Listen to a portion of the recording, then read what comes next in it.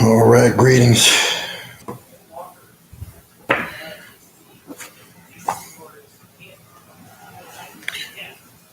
Let's go with some people to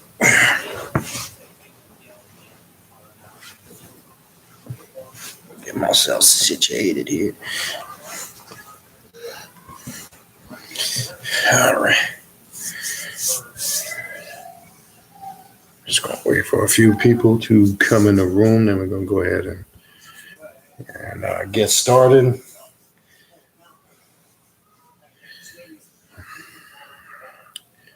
Peace, Emperor Fire. We'll make a couple quick announcements before we begin in a minute. Just bear with me. We're just gonna wait for.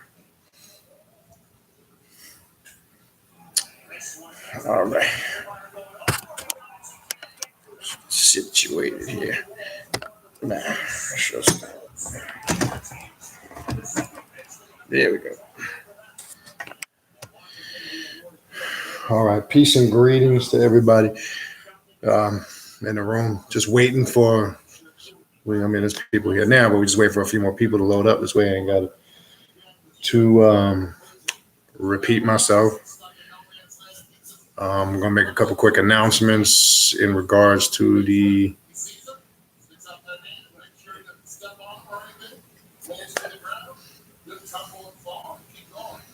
All right, so let's go through the announcements real quick. As I said last week, the cutoff to attend the ritual Friday night will be tomorrow as far as requesting an invite. So I just want to make sure I put that out there. I have gotten back to everybody that has contacted me in reference to that. If I did not contact you back, or by some chance I did not see your email, it can happen. And sometimes I have seen them accidentally go to the junk box. So if you did contact me in regards to that and you did not hear back from me, just go ahead and shoot me another email. But to my knowledge, I have contacted everybody back. This Thursday, I was also mentioning a new little show that I'm going to be doing. It's called Conversations with My Barber. I'm going to actually be starting that this Thursday. It's going to be every other Thursday. You'll see what it's about, but it's not just about kind of what we do here. It's kind of going to be on a wide variety of subjects. Kind of what really kind of you see what goes on, really what we talk about actually in the barbershop. So to be, we'll talk about current events, knowledge, women. It's just kind of a more laid back, fun type of show. I think it's going to be pretty cool. It'll get a little bit of a different perspective / different type of flavor. So I'm going to start that this upcoming Thursday, and that will be during the daytime. I'm going to say late morning, early afternoonish. May not be the same time every Thursday, but roughly in that area. So we got that upcoming. And also, if you are interested in all things I'm saying, I'm going to give you the email in a second, which is in the description box. And if you are interested, as I put in the description box, to book a consultation or a spiritual reading. Excuse me 1 second. I got to take this call. It's important. Hello. Hi, good evening. How are you? Good. I was calling in reference to the service you requested for the air conditioning unit. Yeah. Okay, so your unit currently leaking at the moment? Yeah.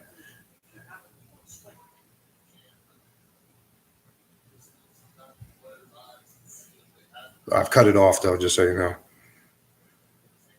At what time, do you know? I cut it off probably about 20 minutes ago, 30 minutes ago. Okay, because I know that they're already booked up for this evening. Okay.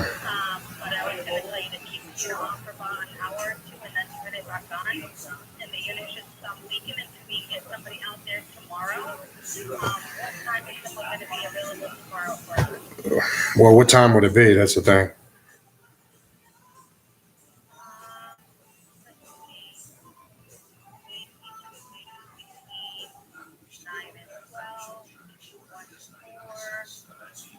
All right. Like we could do 3 to 6.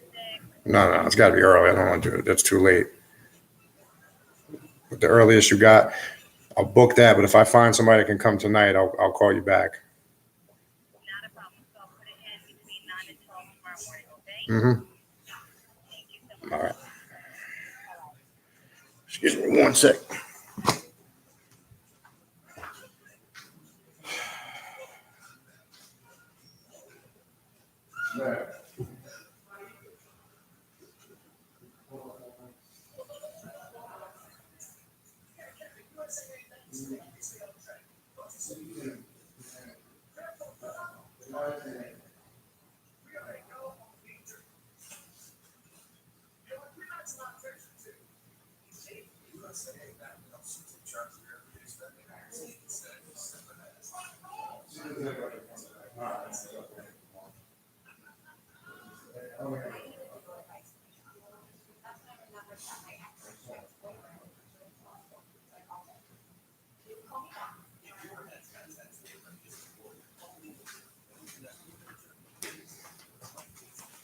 All right, sorry about that.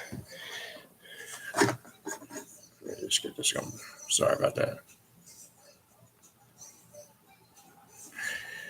Okay.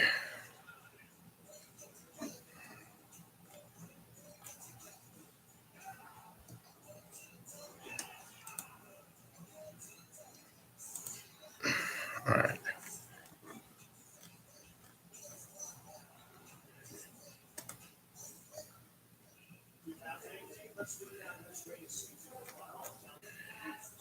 Apologize for that. Just had to handle something real quick.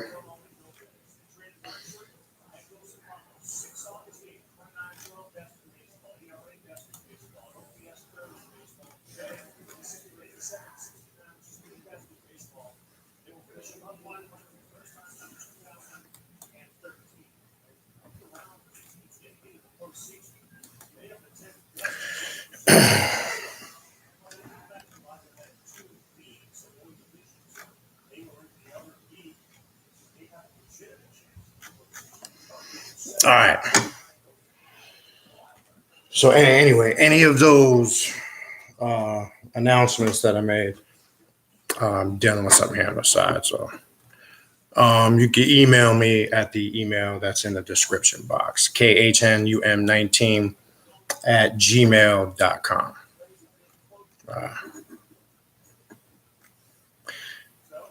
Yeah, we don't like I said, we don't even pay attention to wannabe Egyptian coons, Ankara 999. We don't even pay attention to nonsense. First of all, he's a complete idiot. Don't even feed into his. We just remove people from the room. I told you, it ain't going to distract from the stuff we have to go over. All right, so what I want to do is continue from where we left off. Well, yeah, that's the thing. You got all these people that, like I say, just by the name, probably either a Nuwapian or some type of Egyptian coon that thinks because he's read a few books on Egypt that he knows something. All right, got my spot here. All right, so what we want to go over is, yeah, and that's the thing I told you, they play that. The only thing they can't dispute any information. All they do is want to, first of all, don't even know my ethnicity and want to use the, the race card. That's what they all do. Been dealing with that bullshit for 25 years. Quite comical. Probably flips hamburgers somewhere. All right, so 11 Luciferian points of power. That's kind of what I want to continue with, kind of where we left off. And again, I know I got sidetracked. If I did not respond back to your email and you did contact me about Friday, just go ahead and email me again, because, like I said, it can go to the junk box. I've seen it happen before, or I could have just missed it. That has happened too. But to my knowledge, like I said, I did get back to everybody in reference to Friday. All right. So just a quick review before we go into this, just to not to get into everything what we talked about last week. But I just want to reiterate, if you did not tune in last week or you didn't watch last week's video, we want to make sure when you see the title, you understand what we're talking about. And what I briefly again want to do is reestablish what real luciferianism is not. All right. Disregard all the bullshit that you read on the internet, YouTube, social media platforms, your Hollywood definitions of it, or your conspiracy theories of it, because all that is bullshit. Okay. Most people speaking on it don't have the slightest idea or clue other than the indoctrination that they've read and studied or been told and programmed with. As I said before, real luciferianism, okay, is not some conspiracy order, the Illuminati that all these great entertainers and shit are a part of. That's some other shit that they got going on. That's not real luciferianism. I want to get all the misconceptions out of the way. If you are, I want to make this clear, because I believe last week we only had one person that was real super religious. If you are super religious, this is not the show for you. If you do not like what we're talking about, it's just as simple as changing the channel. The very fact, like we had an individual last week that was a bona fide, super sanctified Christian, just the fact that you stay here and listen means I got your attention and we're doing our job. Okay. The fact that you would waste your time staying in a room for over 3 hours and nobody gave two flying shits about what the fuck you were talking about saying, and everybody was pretty much, not even me, everybody was pretty much putting that individual in their place, shows that that individual had some certain insecurities that bubbled and rise to the surface. And the very fact that I mean, if I was linked into something that I couldn't give two shits about, I wouldn't waste my time and energy tuning in. So if you are religious, not the show for you. We're not interested in your sanctified religious faith nonsense. So I would suggest might be the time for you to tune out and go somewhere else. All right. So we established what it's not, what it is. As I said last week, even these quote unquote Egyptian Kemetic coons, your hotepers, as we like to call them, they're Luciferian and they don't even realize it. Anybody that says, as I said before, that they are a god or a goddess, that is the prime foundation of what Luciferianism is. Self-mastery, not worshiping or dealing with things outside of yourself, not succumbing to faith-based religions, any form of monotheism, regardless of what it is. You have a lot of people, unfortunately, in these conscious circles that claim to be conscious, and they're not religious, but they are. Okay, they still, for an example, they'll still approach the Egyptian deities in a religious sense, even in Ifa / Santeria, any of those spiritual systems, same thing. So Luciferian does not worship or acknowledge any god outside of themselves. Now, again, I want to touch base on a couple of key points again. When we say God, I want to make this clear. It's even some of us that are not still stuck in those religious mindsets or mind frames, okay? Some people still have that monotheistic definition of who and what God is. We're not talking about the monotheistic definition of God. When we say God, we're talking about somebody that is in control of themselves and their immediate surrounding or environment, okay? That they take control of their destiny. They create their own path of self-mastery. That's what real Luciferianism is about. I want to make that clear, okay? Because what tends to happen is even people on quote unquote the path of self-mastery hear that term and the mind tends to quote unquote kind of wander to some of those definitions that have been indoctrinated in us since we were young. All right. So we want to make that clear so we understand what we're talking about. And we want to, again, dispel all the false mythology that comes along with it. All right. Having said that, that's just a brief review of last week, because I don't want to stay on it too long or waste too much time. If you missed or you were not here last week, I believe most people were, I'd go watch the first video of this so we don't have to rehash some of the same things. And as you know, what I'll do is I'll go through the material. And after I'm finished, we'll go over it and discuss it. And again, there's probably going to be a couple more parts to this, maybe one or two more, because there is a lot of material to go over. Now, on this path, as I said before, this really, in essence, if you had to use a description, like I said last week, this would describe in a nutshell of if you needed something to kind of gravitate to explain what this path is about, the principles that we're going to go over, and these points of power will pretty much clarify a lot of that. So let's go ahead and go get into it. All right. The 11 Luciferian points of power. And I'm going to go through a couple of books tonight. I'm taking these 11 points from the Luciferian philosophy, Michael W. Ford.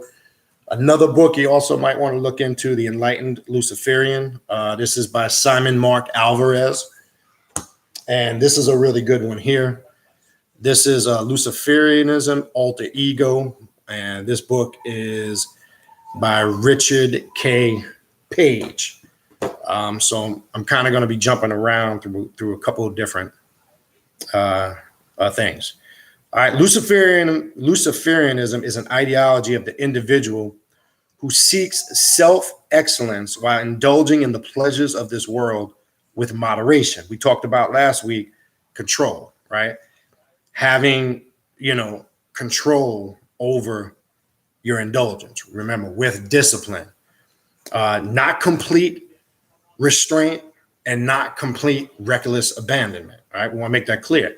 And as we discussed last week, remember, most spiritual systems teach suppression in most of those areas, especially when it comes to physical indulgence. Everything is don't be in the world, blah, blah, blah, blah, blah, blah. But the bottom line is you live in this physical world. You need money and success to be or succeed on a certain level. Anybody that tells you otherwise is teaching a poor man, broke man's mentality.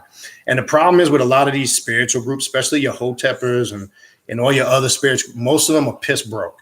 And that's a reality. Most of them ain't got a pot to piss in. Half of them are still doing the same shit they were doing 15, 20 years ago, setting up tables and selling incense and oil and doing hustles. Don't confuse a hustle for a legitimate business or legitimate avenue of making money. That's that broke poor man's mentality. Okay.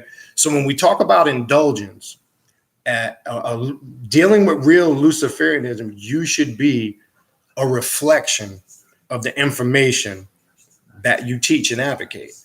And it should embody some level of success. Now, I'm not saying, I want to make this clear, I'm not saying that you have to be completely materialistic and that's all you chase after. No, that's not what we're talking about. What I am saying is there has to be a certain level of success.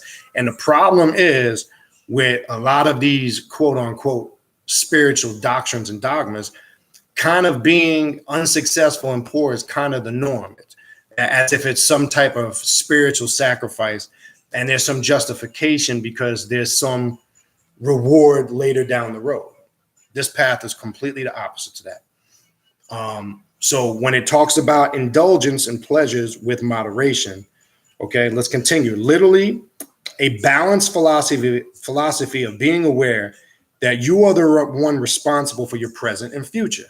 And as we said before, a Luciferian takes complete responsibility for their successes and failures. We don't give anybody else credit for our success, and we don't blame anybody else for our failures. All right. The following 11 points of power will serve you well no matter which stage of life you are on or where you are at as a Luciferian. These points are basic and are grounded in everyday life. Use them well and to your advantage. I have presented a small note on the origins of Lucifer or the adversary, and we'll clear a little bit more of that up. We went into a little bit of that on the last show. All right. Number one. Okay, Lucifer represents the light of intellect. Now, notice we're talking about it as an archetype. Now, I want to make this clear. A lot of stuff that came up last week. Should we be looking, not just when you're talking about the archetype Lucifer, it could be any archetype. It could be Kali. It could be the Holy Dead, La Santísima Muerte. It could be any of the Egyptian archetypes. It could be Heru. It could be Set. It doesn't matter. The debate or the conversation that tends to come up a lot, should I look at this literally? The topic comes up about worship, invoking. How should I approach it? I want to make this clear. You can approach it any way you want that works for you. And remember, one of the key points we talked about last week, a Luciferian also understands that everybody's not going to see eye to eye and look at things the same way. We talked about perspective. All right.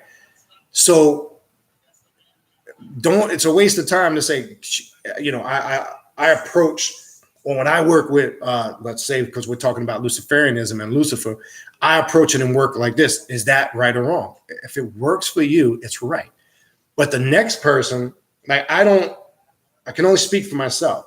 I don't worship or look at any of it on that level. But if somebody does, that's okay. Because if it works for you, it works for you. Because remember, everything is being manifested from your subjective realm.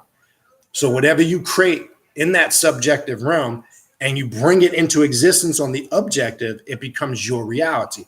Now, what becomes your reality and what is subjective or personal, you have to also understand the fine line of not getting frustrated if you're trying to pass that point on to somebody else who just may not see it the same way.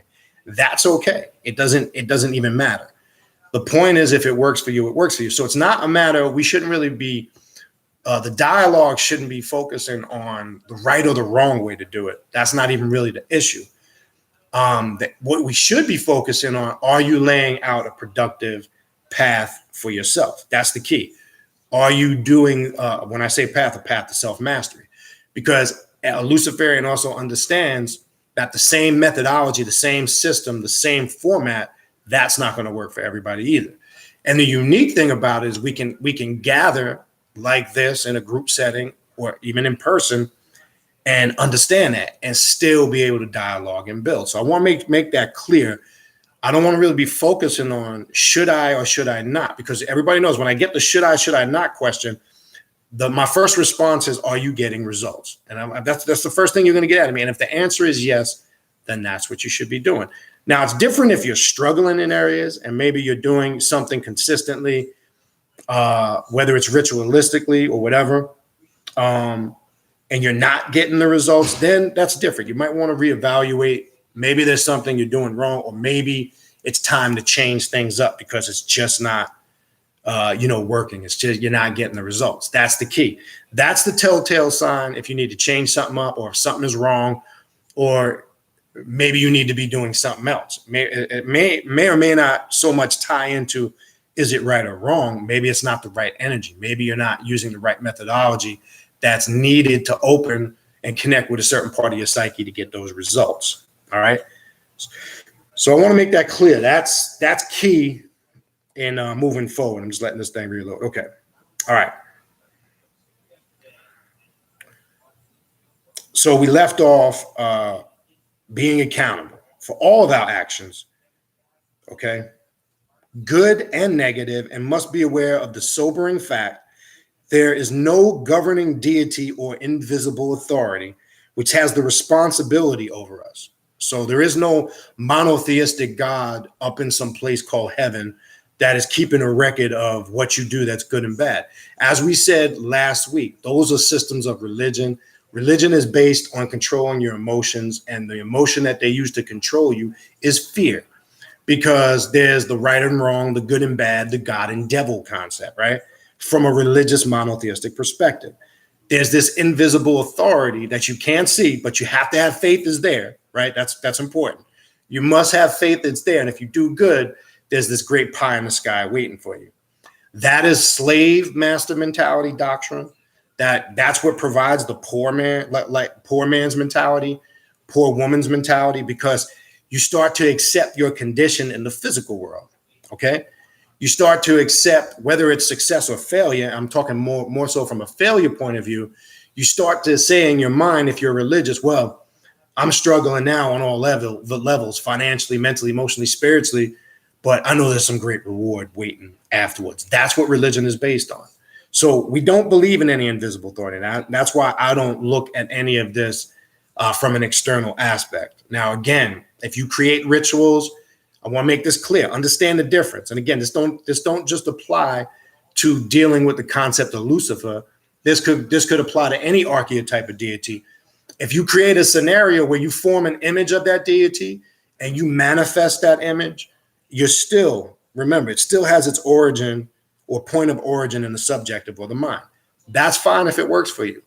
Okay. So I want to make that clear. Don't confuse that with worshiping a spook deity or worshiping an invisible monotheistic concept of God. That's not the same thing. Because when you're giving your shape, form, and image to that deity, right, you are still technically in essence creating it, because how you visualize it, regardless if you've seen pictures and images, okay, those pictures and images are stamped in your subconscious, and you are going to create something based on the images that you have stored in your subconscious. And I want to make this clear to people that might be struggling with, am I worshiping something? Okay. You're going to have experiences in your ritualistic work and your meditations that create scenarios where there's an experience happening outside yourself. And on the surface, to an extent, it is. But when you go back to the 7 principles of Tahuti, all is mental, mental is all. All of it has its point of origin in the mind. And that's the problem with people that are caught up in these Kemetic Hotep doctrines. They're always focusing you on Ma'at first, which is a huge mistake. You cannot understand Ma'at if you don't understand the 7 principles of Tahuti. Now, if you guys went onto the website I gave you last week on the reading list, if anybody went to the reading list, what was one of the books on that reading list?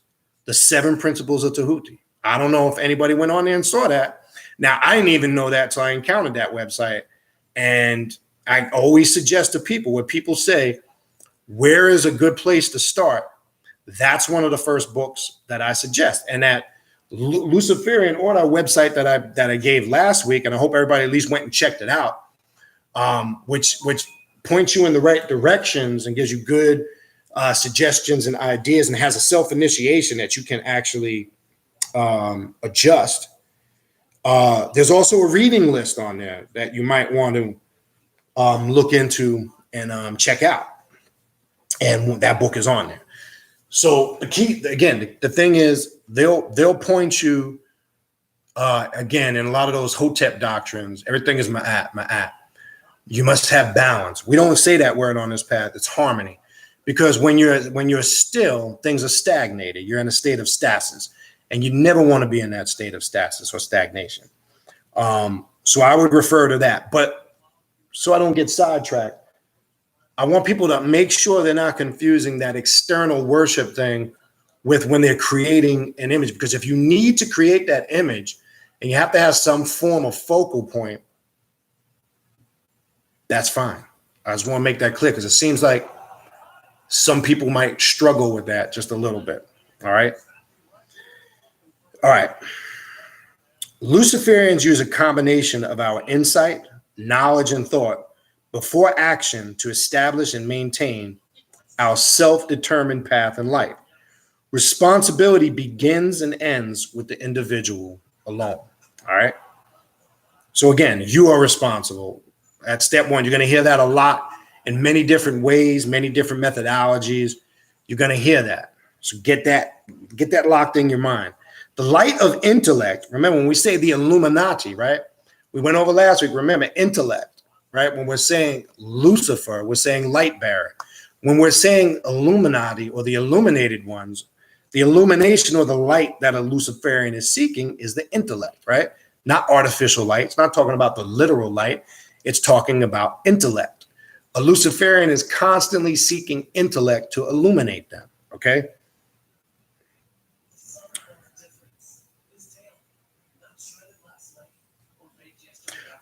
Okay, so we use our insight, knowledge, and thought before action to establish and maintain our self-determined path in life. And as I said, responsibility begins and ends with the individual alone. The light of intellect, there's more to this, is not only just attaining knowledge, rather being able to utilize it to meaningful ends. Now, I've been saying this for over 20 years, okay? What good is information and knowledge if you can't put it into practice? This is what this is saying. So it's not just about reading books. It's not just being about regurgitating a bunch of information. And again, that's your problem with a lot of your hoteppers. They read a lot of books. They regurgitate information. They can give you a history lesson, but they're not a living example of the information they claim to study, right?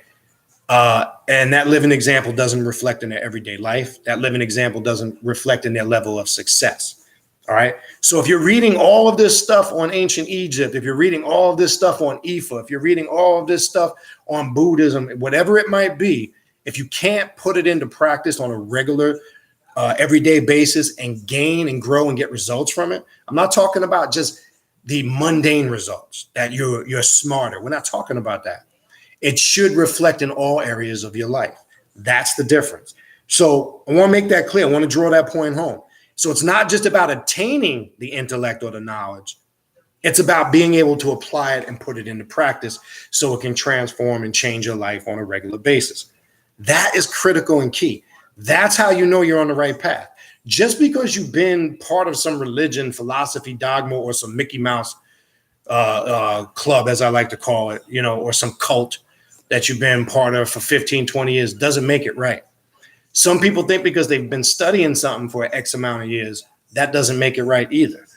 I always tell people, you be your own critic. You be your own judge. Look at your life when you first came into whatever methodology or spiritual system you practice. If you don't see, again, not the mundane change, it made me a better person. I know so much. I'm talking about your life as a whole, spiritually, mentally, emotionally, physically. Okay? If you do not see that abundance of growth and change, then it's time to do something else. Because I'm telling you, I know, for an example, many Nuwapians, most Nuwapians are piss broke, poor. They ain't got a pot to fucking piss in. And they still do the same fucking nonsense and garbage, setting up tables, peddling Dr. Pork's trinkets and selling their that's a hustle. That's not a business. You see it with some Nation of Islam cats, same thing. They still slinging $1, I think it's $2 now. It's been that long. $2 newspapers. It's that servitude mentality that keeps you in mental enslavement. We abandon all of that shit on this path. We don't fuck with none of that garbage no more. That's that I'm going to be stuck doing the same shit when I was in my teens, and now I'm a grown-ass man in my 40s and 50s, and I'm still doing the same shit. If that is you, it's time you need to question what it is you're doing, and maybe it's time to change your methodology. All right? So this is important, man. This is some good key points, and that's why these 11 points of power, right? This, I like to use this because this is a way you can gauge and critique your own self. I'm talking about you do it. Critique your own self, because it's a good measuring rod so you can kind of, see and put yourself into perspective and where you kind of fit in. And it also will awaken you to the realization of what work you need to do on yourself in your areas of life. What do I mean by that? Maybe you're struggling financially, all right? Maybe you are, family life and relationships, you're struggling severely in that area as you come to the realization of that fact. Or maybe you have temper, issues that you can't control.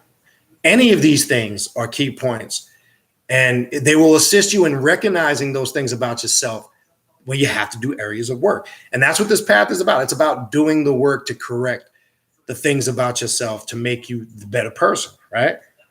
All right. So it's not just about seeking the intellect, it's about applying it, okay?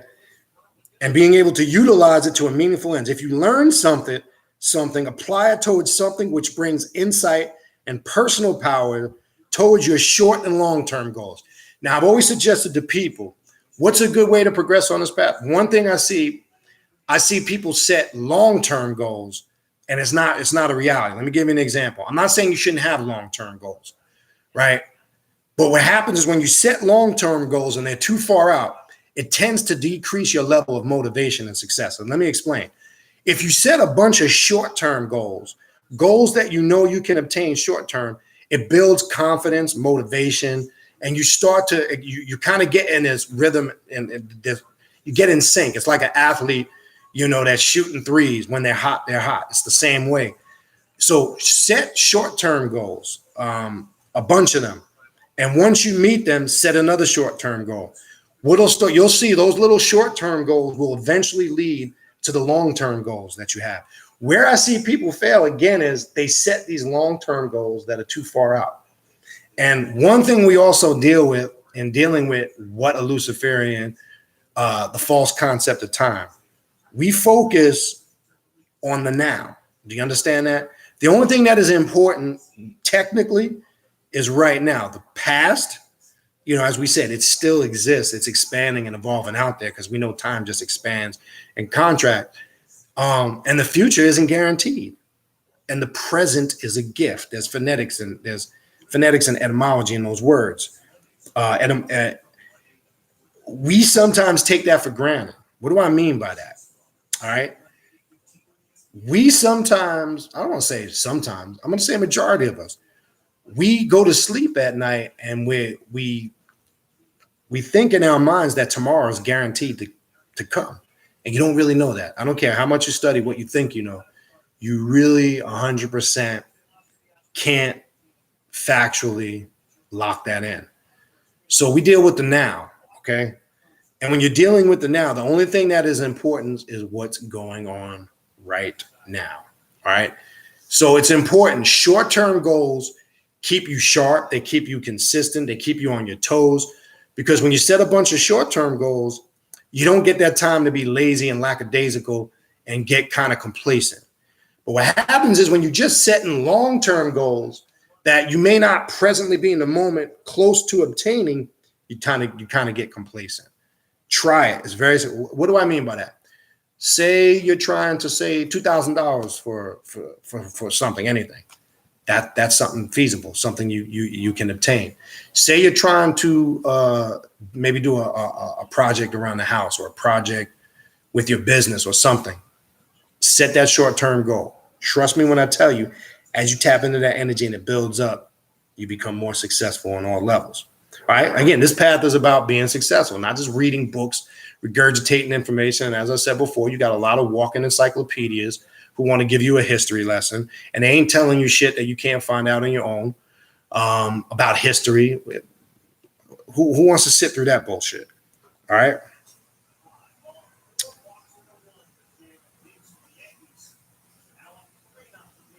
All right.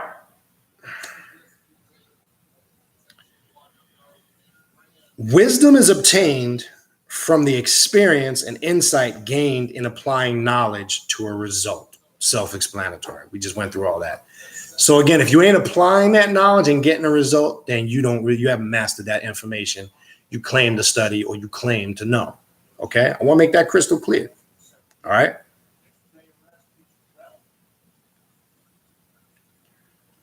And that's the first point. All right?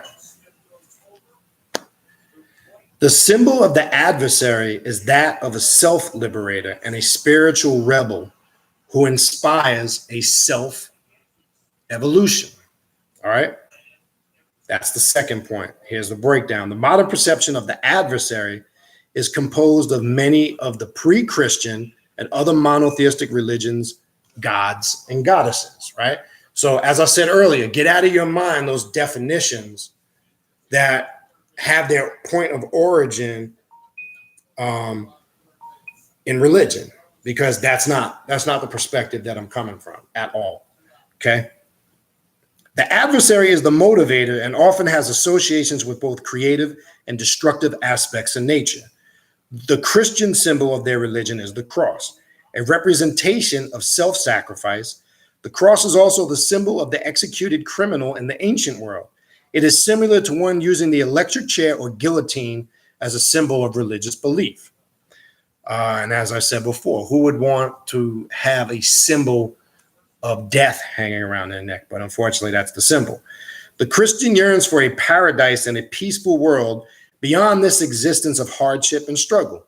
The Luciferian seeks to master this life and find not only pleasure and enjoyment here and now, also to continually evolve and refine consciousness, right? Or as we say, remanifest, right? We use the term also Kepper. And to remanifest. What is to remanifest something? To go back through it and manifest it and master it and change it to shape fit the form that you need it to fit so you can have that level of success. That's what it means to refine consciousness, okay? That's the difference. We're not looking for pie in the sky afterwards, okay? The symbol of the Luciferian is primarily the descending star, which nearly resembles an inverted pentagram, which derives from a medieval sign of Lucifer. The symbol represents the ideology that one must know both creative and destructive aspects of nature and within the self, right? We talk about the microcosm and the macrocosm, right?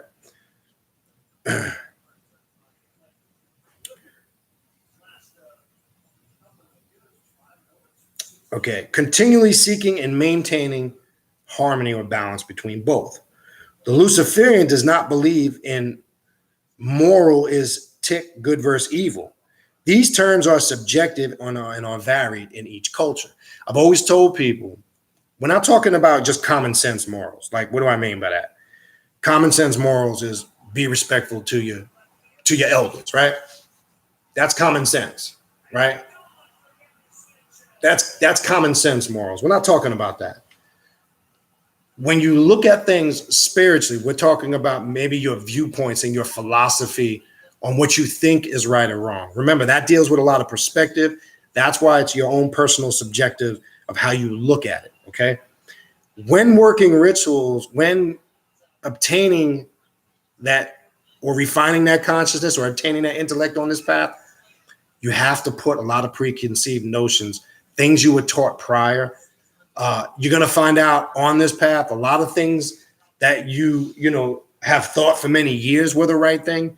It becomes a rough pill to swallow because you come to the realization that you were doing a lot of things incorrectly, or what you thought, quote unquote, to use the term for lack of a better word, was right. You might have had a misconception about it. So it's very important. That's why I say when you come on this path, or you're laying out your path of self-mastery, it's very important not to just have an open mind, because to me, as I said before, that becomes straddling the fence. It's more of having a clear mind, meaning clear your mind of a lot of the things you were taught. Again, I'm not saying you can't gain a certain level of from your past experiences are not going to help you on a certain point, but I see people make the mistake and try to carry a lot of old shit over into what they're doing now, and it just doesn't work. Trust me when I tell you. All right. Okay, so what is considered good in the United States may be perceived as evil in the Middle East. This does not make their culture right or wrong. If, for instance, a Luciferian is attacked by a foreign culture which denounces our beliefs or views, then we must understand we don't fall under any protective blanket of righteousness, nor any other belief system. And I'm going to talk about that for a minute. Nobody's spiritual system is beyond questioning. And let me say this. Even as I said before, any topic that I discuss, I don't expect you to agree with everything that I'm talking about. I don't expect you to accept everything that we talk about. I expect for you to seek that information on your own, and you come to the realization of what works for you and what doesn't. That's what the point of this is. Okay. The problem is a lot of people get offended when you question their doctrine, when you question their ideology. They take it personal. Then they want to debate and get heated. Usually what that is a sign of insecurity. If you really think in your mind that your doctrine is beyond questioning, if you really think in your mind that what you know is the absolute truth, you are a complete fucking bumbling idiot. And if you're caught up in all of these dogmas, right? Again, you have a lot of book people that want to remember on this path, not everything can be confirmed in books. You're going to have to confirm a lot of this based on your personal work. And that's why I say when you seek and go out on your own and start doing your own work and raise yourself up to the realization and have your own personal experience, then it becomes a reality. You see, you have a lot of these other ones, you know, everybody's on this what's pseudo and what's not. The pseudo thing applies to when you're talking history, when you're talking science, but there's a realm that exists outside of that that can't be explained in a book. So some of these motherfuckers, they get pissed off or they get annoyed or they can't deal with the reality of certain things because they feel like their doctrine is beyond questioning, which is a complete fucking joke. And same thing with religious people. They have blinders on where they can't think outside the box because they feel that whatever is not in line with their faith-based doctrine, it's got to be wrong. Okay? And I'm saying this from having experience in all of those arenas. I'm not saying this just from reading books. I've been there, done that, got the fucking t-shirt. And I'm sure there's many other people in this and watching now have been there, done that, got the t-shirt. So most of us are not speaking from just reading a book about Christianity, Islam, Judaism, or the Hotep and the Alafia doctrines. We're speaking from being submerged in them, being initiated in a lot of those systems. So there's a different perspective. That's the difference. All right. So nobody's doctrine is beyond question. Even a Luciferian understands that whatever they stand for or information that they might be talking about or teaching, they are not offended when it's questioned as long as it's done in a respectful way. But also know this, a Luciferian is not a punk. A Luciferian will not back down if the situation calls for whatever retaliation that might be. But we always try to handle things on a certain level. But I want to make this clear. Like I said last week, this ain't about turning the other cheek, being soft and all that. No, you only go that route if need be. All right. So I want to make this clear. All right.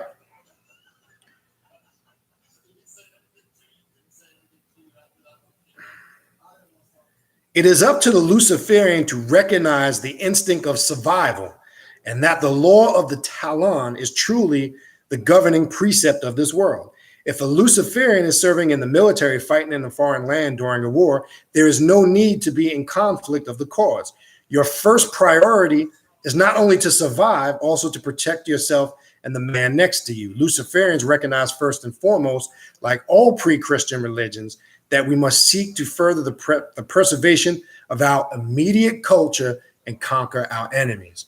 That is perfectly in line with what this path is about. Being in control of yourself, your immediate surroundings, and your environment. The reality is the first law of the universe is self-preservation. Don't let nobody bullshit you. I don't care what doctrine you study. That's the reality. Self-preservation is the first law, okay? And conquering your enemies, okay? We don't have mercy on our enemies. We don't negotiate with our enemies. We don't give, this old saying, with anybody that's on this path, you technically get one strike. You understand? There's a difference. There is that part of it. And when you approach your spirituality on that level, you eliminate the bullshit from the get-go. The problem is when you take that liberal approach, you open yourself up and your weaknesses emanate and you tend to become a victim. Okay. What is important is to exist within the harmony or disharmony of your culture and the laws of the land. So it doesn't mean go break all the laws, be a complete fucking idiot. Find that harmony in between, right? A Luciferian supports a society which in overall aims to educate and improve the people, knowing full well that many might not be able to have the determination to succeed. Luciferians are not unrealistic about the nature of this world. The strong rule the weak and the clever rule the strong. Okay, get that through your head. All right. So these are some key points. These are some key This is if this is the mentality you should have. Now, how you should have it, that's entirely up to you. I'm not going to tell you how you should approach it because, as I said before, everybody's going to approach it differently. Everybody's not going to have the same methodology. So I'm not telling you how to do it, but I'm telling you these are some of the characteristics, personality traits you must possess in order to become successful on this path. See, again, what people fail to realize when you hear the term, you must do work, we're talking about the work. And again, as I said before, if you needed a description to describe what this path is about, and I know I try to move away, really, in essence, we're beyond any definitions, titles, all those things. Really, when you're really in that chamber and you're working with your subjective, all that shit is non-existent. But for those that need things to connect with, words and tangibles, maybe not so much for ourselves on this path, but for individuals that may not be on this path, this is a good methodology on how to explain. This is what I would tell somebody. What is this path about? These are the things this path is about. All right. The third point of power. Lucifer represents the balanced torchbearer of Venus, the light bringer as the morning star, and the night bringer as the evening star. So before I get into this third point, right, let me make this clear. Last week I gave you 2 quotes in the Bible, right? They refer to the morning star, the 2 characters in your Bible. In Isaiah 14, verse 12, they refer to Lucifer as son of the morning star. In Revelations 22, verse 16, they refer to Jesus as the morning star. That's not a coincidence. One represents the day, one represents the night. In essence, it's the same thing. As I said before, I don't really think Christians understand who and what, quote unquote, they're worshiping. Well, Jews and Muslims for that point. Now, there's another interesting story that always sticks out to me. You guys might want to go look this up. I'm not going to read it and go through it for the sake of time. I find this to show you what kind of, when we look at archetypes and the representation, again, not to get too biblical, but I want to go into one more quick biblical story real quick. Go into your Bible in the first chapter of the book of Job. One thing that always stands out, it says the sons of God presented themselves, and Satan was there also, and he presented himself. And the thing I always found funny about that story, then you have God and this Satan character in the Bible making a bet of who can control Job. And the fucked up thing that Christians don't really talk about is God, quote unquote, allowed Job to be used as a little toy bitch in this whole thing, right? He says, have you considered my servant Job, right? We've all read the story. He is upright. He's loyal. He does all the right thing. And then blah, blah, blah, speed forward for the sake of time. Then we see that Job, everything was taken from Job. His life was a mess. Just so this egotistical jackass God of the Bible can try to show how powerful, quote unquote, he was. And then he replaces Job after the fact with a new family, new this and that. That's not even what I want you to focus on. Because to me, that's the sad fucking part about it. That Christians don't look at that, how Job was used as a toy bitch. What I find very interesting that nobody focuses on in that story, how this quote unquote character, Satan, commanded the attention of God to the very point where God had to play this little like macho game with him. You understand? How he had to use this little macho game and have this back and forth dialogue. Who was this character to the point where this biblical God had his full attention? You understand?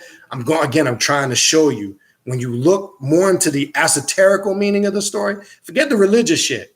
You're looking at the 2 representations of our higher and lower self, Set and Heru aspect again. We're back to that. Nobody pays attention to that. Nobody says, well, wow, how did this quote unquote character have that much power to the point where he had the attention, to the point where this God of the Bible got so emotional that he challenged and got engaged with this individual. You understand? Nobody talks about that. So who really, in essence, in that story, quote unquote, and I'm just speaking loosely, who is the more powerful God in that story? Think about it. Go back and read the story. As I said before, and I said this 15, 20 years ago, you're going to find out the more and more when you decipher those stories, who you think that this whole God and devil thing, its essence and origin is from the same thing. It's representing everything we deal with on this path. Don't get caught up in the literal bullshit of it. Look at the story again. Now from this perspective, it's going to take on a whole different meaning. All right. Symbolism is important in varying degrees based on the predilectation of the individual. So now everybody's going to work with it the same way, right? We talked about that, right? Some utilize it more than others. The symbol of Lucifer is not an absolute. There are many deities of old which made the composite representation of the bringer of light today. Now that goes back to what I was saying in the beginning, because some people struggle. Well, when I'm doing a ritual, if I'm like, we'll say Lucifer, because that's what we're talking about tonight. If I'm invoking Lucifer, if I create this image of how I see Lucifer and I'm saying invocation, am I worshiping something? No, you're not, because what you have done is you still self-created that image because you had to harness it and draw it up in your subjective, your mind. And again, that's in line with the first principles of Tahuti. It's not the same as somebody getting down on their knees and praying to some invisible spirit in the air. That's falsely worshiping something that doesn't exist. So if you need to create an image in your ritualistic working, because this is what this is talking about, symbols and images, everybody's going to utilize them on different levels. If you're one of those individuals that needs to have that image that you need to create that you can connect with externally, on that level, from that perspective, that's fine.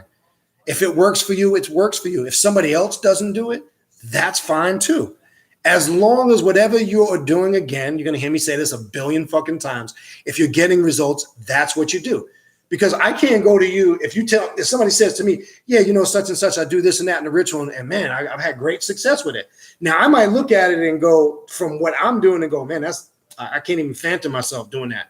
But I got to respect that, because I got to say, well, if you're getting results, even though I don't do it, then that doesn't mean shit. If it's working for you, it's working for you. Do it. This is important. So I want to make that clear, because I still see people struggling in their ritualistic work with this concept, am I or am I not worshiping something? It depends on your definition of where I like to use the word reverence, right? Propitating. Because we don't worship our ancestors. We show them reverence and respect. Anybody that works with ancestral worship and is doing it the right way will tell you that. We don't worship anything on this path. Don't confuse that by saying an invocation to your ancestors as worshiping, like saying an invocation to Lucifer. You're not worshiping. Worshiping means that you're giving your absolute power and control over to something outside of yourself. That's worship. That's why we don't use that word. So if you're not doing that in your ritual, then it's not, quote unquote, falls under the lines and definition of monotheistic worship. That's not what we're talking about. So I want to make that clear. I don't want people to keep struggling with that. I want to make sure if that's how you go about your work and that's the path you choose, so be it. All right.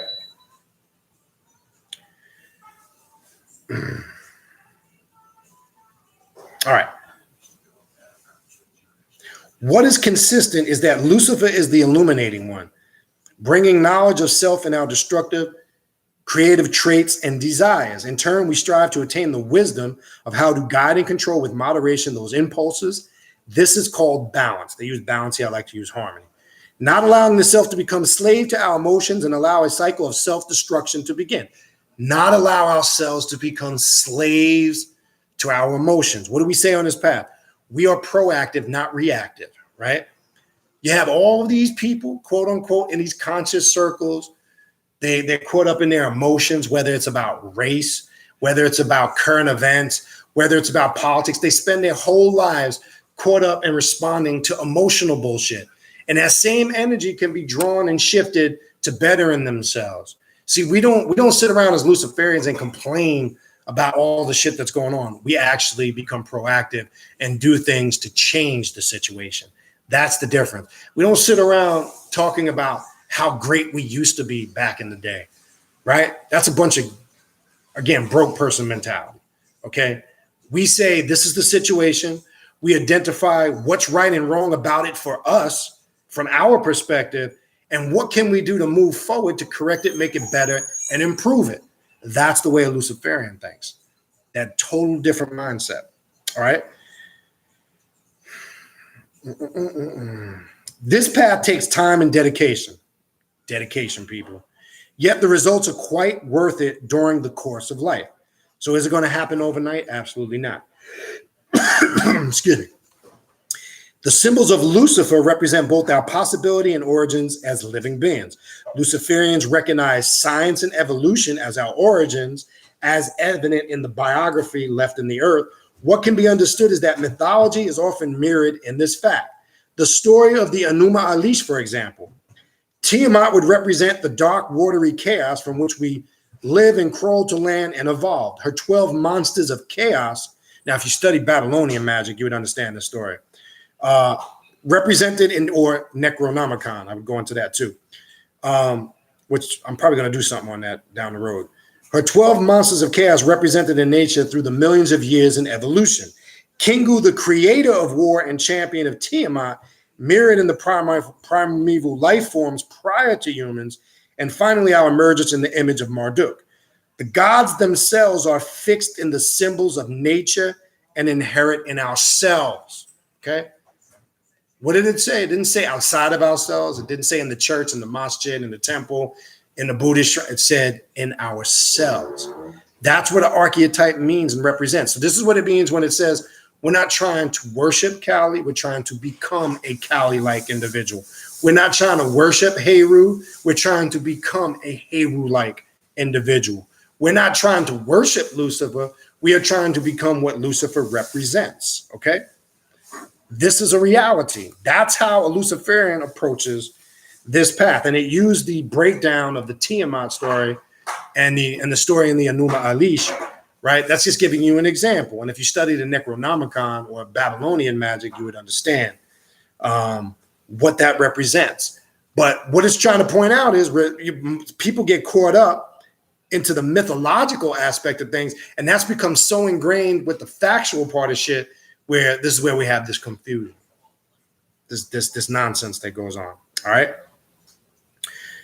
Okay, the fourth, the adversary symbolizes the spark of consciousness.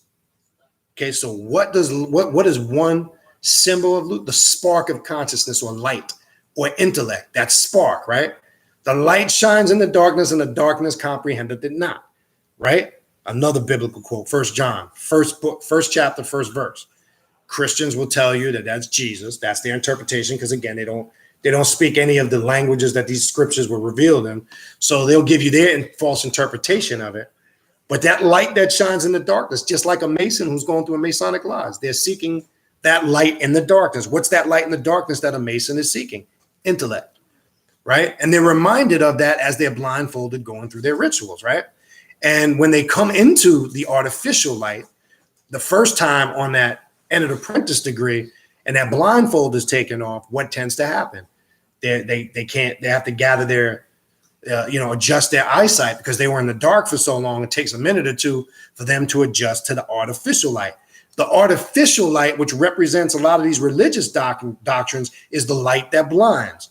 And that's why a lot of these religions are teaching you, come into the light, come into the light, peace, love, and light. Everything is light, light this, light that. They're not talking about the Illuminati or the illuminating light, or Lucifer, the light bearer, which is the intellect. They're talking about the blinding light. And the blinding light to them, which they are unaware of, is their false doctrines, their incorrect doctrines, their falsehoods, their lies, all their philosophy, faith-based religious systems that keep people mentally indoctrinated and blinded. That's the light that blinds. So Masonry is teaching you, we talked a little bit about this last week. Not all Masonry, I'm saying, is linked in to Luciferianism, but there's a connection there. You understand? There is that principle, again, as you come into the lodge and you look to the east, you have the rough ashlar and the smooth ashlar. You come in as that rough ashlar, which is a representation that you have work to do on yourself. Your goal is to become that smooth ashlar. All principles of Luciferianism. It's just another way of saying becoming the God that you are destined to be, right? All right.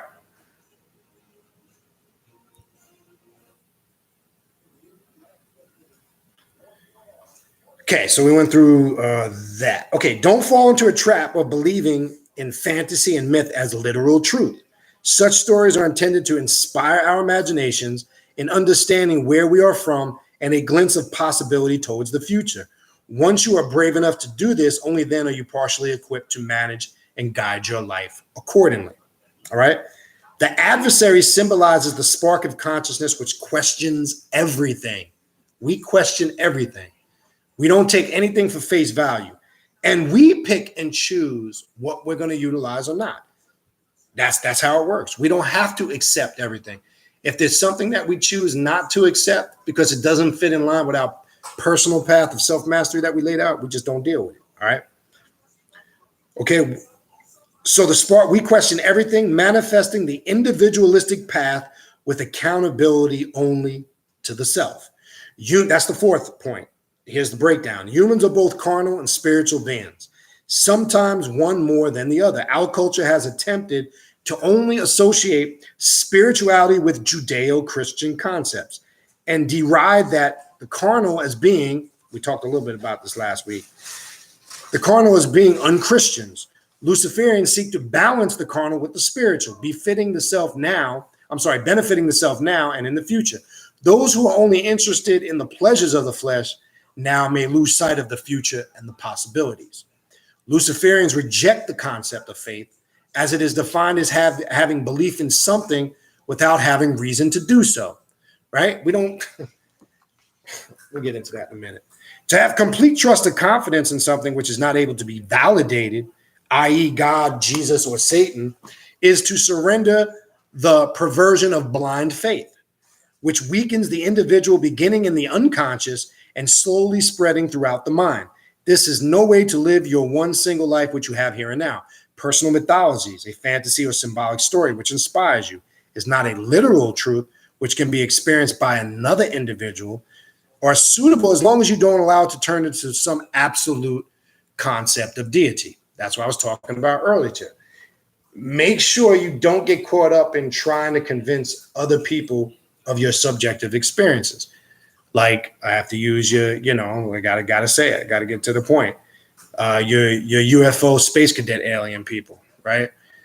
They want to tell you they saw spaceships. Maybe they did. I'm sure they had some type of subjective experience, or they've been abducted, or they saw aliens. Maybe they did. But if you say to them you didn't see it and you really can't accept that, they tend to get mad. Like, oh, so you're saying extraterrestrials don't exist? I didn't say that they don't exist. I said I can't co-sign on your personal experience. That's the problem. This is what this is talking about. It doesn't mean that you didn't have some type of experience. You probably did. But don't expect somebody to be in line with that same experience, especially if they didn't have that experience themselves. Very important. Okay? All right. This is no way to live your one single life, right? Many humans wish for there to be a supreme being, literally looking out for them and guiding their steps. It's fucking comical. This makes the hard choices in life much easier to make, and the catastrophes which may be experienced to make some sort of sense of the faithful. Excuse me. Luciferians recognize that the idea of God within a Christian or monotheistic context is rather ridiculous, if not immature. All right. If you still believe in that concept, the monotheistic concept, you might as well believe in Santa Claus, the Tooth Fairy, what's the Valentine's? What do they call that character? Cupid. You might as well believe in Snow White and the Seven Dwarfs, because it's about as real as that.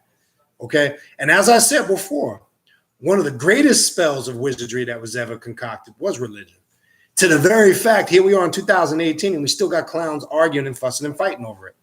Right? Think about it. It achieved its goal. Okay. Luciferians are not atheists, right? And there's a play on that word. The word atheist, right, is a Greek word, right? They say the definition in English is a person that doesn't believe in God. But there's a trick in that word in itself.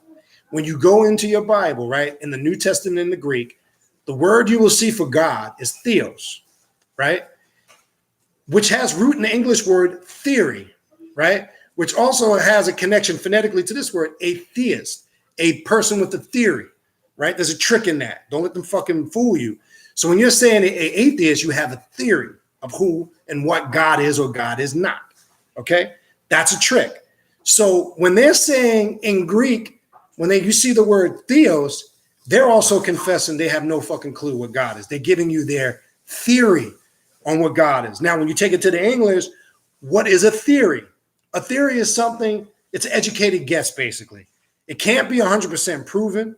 So they fuck with us mentally when they put those words in front of us. And that's why I said earlier, most of them don't understand the basics of the languages that these scriptures were revealed in. I'm not saying you got to be a linguistic scholar and know every bit of the language. If you do basic research and understanding, you will see how they play tricks with the words. The average Christian don't know this. As I said last week, the average religious person don't even know what the word Bible means, right? And it's on the cover of the very book that they're willing to die and fight with you. Well, I don't want to say they're willing to die over because most of them ain't. They're willing to fight you over, right? And the word Bible comes from what? Another Greek word, biblios, which means small book. That is not a small book. 2, church. Ask them what the word church means. It's a Greek word. What does the word church mean? To congregate. Most of them don't even know the basics, and they want to argue and fuss and fight with you. But don't be tricked with that word. So we're not atheists, right? So that's the trick you'll get to go, oh, so you guys are atheists? No. In what sense are you saying? From a religious sense? Atheist in the sense, yes, I have my own theory of who and what God is, motherfucker. I'm God. That's the difference. That's my theory on who and what God is, if you want an explanation. So that's how you throw that back at them. You understand? When people come with that trick shit, because they're not even understanding the etymology of the words and the phonetics of the words. So make sure you're clear on that. Because I'll get that all the time. So you're an atheist? So I'll ask the person, I'll say, describe to me in your words what your definition of atheist is. And as it said in here, one of the 11 points of power, it'll always go to some monotheistic definition. Say, I'm glad you said that. Now let me say this. Having you said that, no, I'm not coming from a definition of religion as you just explained. I'm coming from, this is my theory, if you need to use that word, okay? All right, let's try to get through the rest of this. We might have to do half and maybe continue this. I didn't realize it was going to be this damn long, but, well, let's see what we got. All right. The demonic or oh, no, I skipped a part. Let me come up here.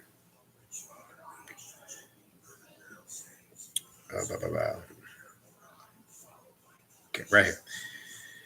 Okay, magic is the act, the connection between our minds, which via thought creates energy waves in the act of magic. Magic is the act of the willed act of directing energy towards change according to the individual, right? We talk about that all the time. The spark of divine consciousness, awareness of being, is the beginning of the black flame. This is what we call the ability to realize that we as individuals are accountable for our life in the majority of instances. Thus, how we use reason and logic depends on what we create or destroy. Think before allowing your energy to be focused into something unworthy of your goals. That's why I said earlier, when you get assholes that come in the room and they come with distractions, think first. It's not worth giving your energy to distract us from what we need to do. I'm just using that as an example. Think if you're going to get into a nonsensical debate with some religious fanatic that you know at the end of the conversation, they're still going to walk away and still be in that mindset, because all they're trying to do is cover up their emotional insecurities, and they need you to try to justify and sign off on it. So as you grow as a Luciferian, you pick and choose of how you're going to exercise that energy. You're not going to invest your energy and time in something that is not pertinent to your personal growth. Now, back in the day when we were, in a different mind state and we were young and dumb, we felt the need to, like, you had to prove to everybody everything that you knew. I don't waste my time and energy with that. My thing is, if you're not on this path, it's just simple, just go somewhere else. I really couldn't care. Go do whatever it is you do. And as long as you're happy doing it, just, I don't get in your way, you don't get in my way, and we're cool. But to sit here and get reactive and because things are being said like last week when we had the religious dude, which was fucking funny, because it's not in line with your ideology, is just straight comical. All right. This is what we call being accountable. 5. Let me see. I don't think we're gonna be able to get. Oh yeah, we're almost there. The fall of Lucifer or Satan symbolizes the liberation of the mind from the slave mentality and the courage to explore and master the darkness within. One may not offer the illumination of the morning star without the wisdom of the darkness within. All right. So that biblical story of Satan being cast out of heaven, right? The fallen angels, what that represents is just what it said here. Liberation, right? From slave mentality, separating from all of that restriction, dogma, rules, and regulations. See, it's taught to you in religion completely reversed. Oh, they're bad because they questioned, right?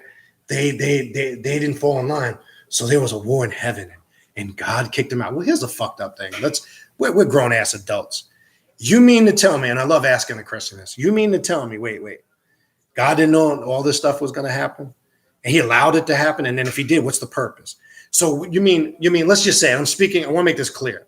What I'm getting ready to say, I'm not saying that's how I look at it.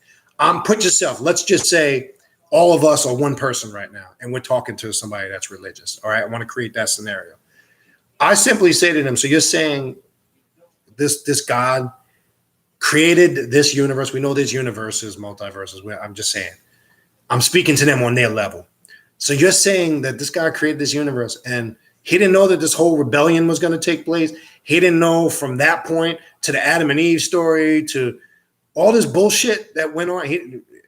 To the very point he had to clean it all up by sending his son. Well, that's a whole nother story what that represents. And he had to use him as his little bitch boy and put him through that nonsense just to convey a certain message.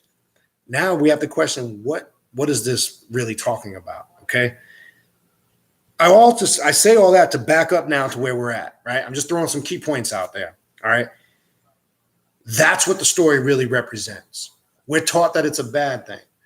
We're taught that those that were cast out made the conscious decision not to conform anyone, because what does the name Iblis mean in the Arabic? You'll see that term in the Quran when you read the story of how Satan or the devil was cast out of heaven. It said he what? Rebelled, right?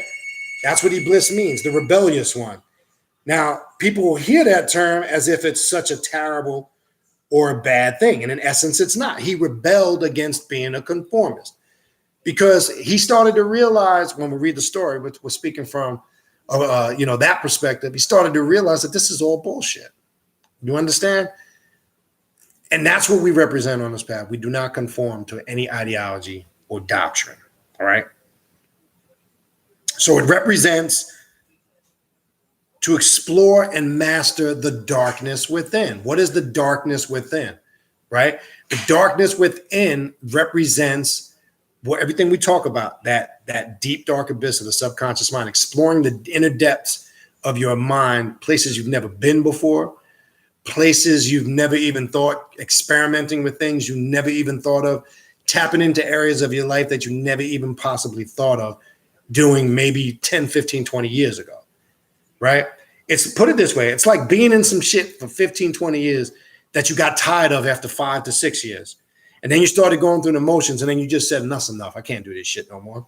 We all were in bliss at one point and rebelled. We all were the adversary, or still are at one point. Anytime you made the decision to go to another level of learning or another transition in your spirituality, you reenacted this event and what it represents. So we've all had many adversary bliss moments. Okay. Let's break it down now. We as humans evolved from predators over a long period of time. At base, we desire violence and dominance over our environment and those within it. As we evolved, our reptilian brains were covered with a new type of brain, which soon allowed concepts such as compassion and love to balance other emotions. As we became humans, we had all these creative and destructive aspects to ourselves. The demonic of the fantastical symbolism of the adversary has meaningful representations of who we are as individuals. Luciferians recognize the hero myths of the Greeks and other cultures to be some of the origins of modern ideology itself. Seek to conquer and evolve with greatness. Luciferians recognize that our dark and primal desires must be guided and balanced with our thoughtful, articulate minds. This is balance in Luciferianism. I like to say harmony, but you get the point. The myth of the fall of Lucifer is not in origin a biblical one.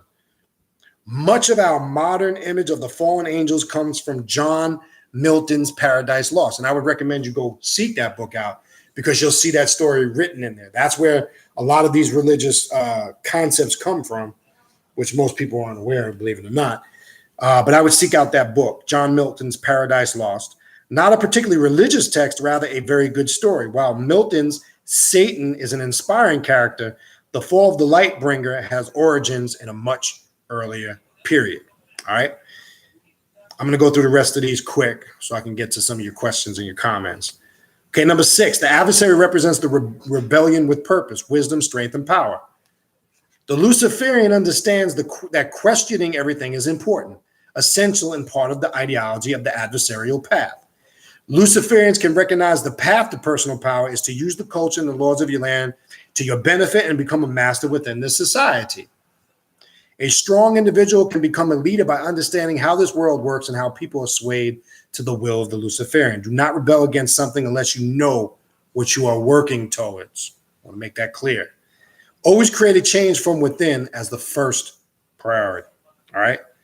7, Lucifer represents the courage and fortitude to acquire healthy self-love. Notice it said first, healthy self-love. That's very important.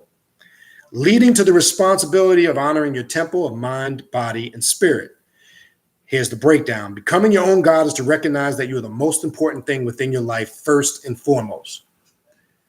The responsibility of self-deity is not to be taken lightly. It always demands a continual search for self-excellence. So your work is never done. There's no such thing. You don't wake up one day just because you got a title in some group organization or some lodge that you're a master, grand poobah, or whatever the fuck it is. It doesn't mean shit. Because if you're not constantly on a path seeking intellect to grow and evolve, then you're not really on any path. That's just a reality.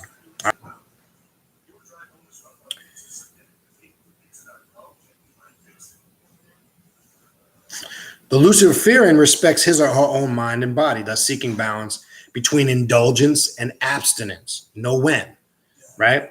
A disciplined enjoyment in life with regard for the future. Self-love is important as you must trust yourself, recognize your strengths, and seek to improve your weaknesses. Test yourself when you are able, lest you become weak or delusional in your abilities. Always test and challenge yourself.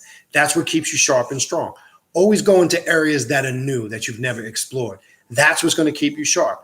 That's what ritual is about. When you're going into some ritualistic workings and not really knowing fully what the ritual is, I'm not saying you go in blindly, you have the basic foundation of research, but the beauty of it is you gain an experience that becomes new and you grow and become strong from it, right? All right. Lest you become weak or delusional in your abilities, this is a very important part of becoming Luciferian.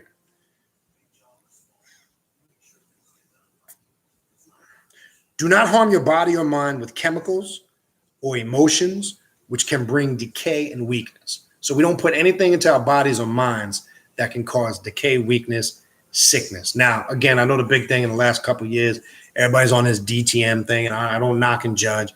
Yeah, I took DTM, and I know it activates the molecule in the brain that takes me to the spiritual realm. Yeah, I get all that. If you are a skilled magician, you're able to seek that state of mind without using any of that stuff. Now, again, I'm not judging. I know some people have used it responsibly. Some people and have obtained and gotten great results from it, and 100%. So I'm not knocking that. What I am saying is I also want to present the flip side to it. That's all.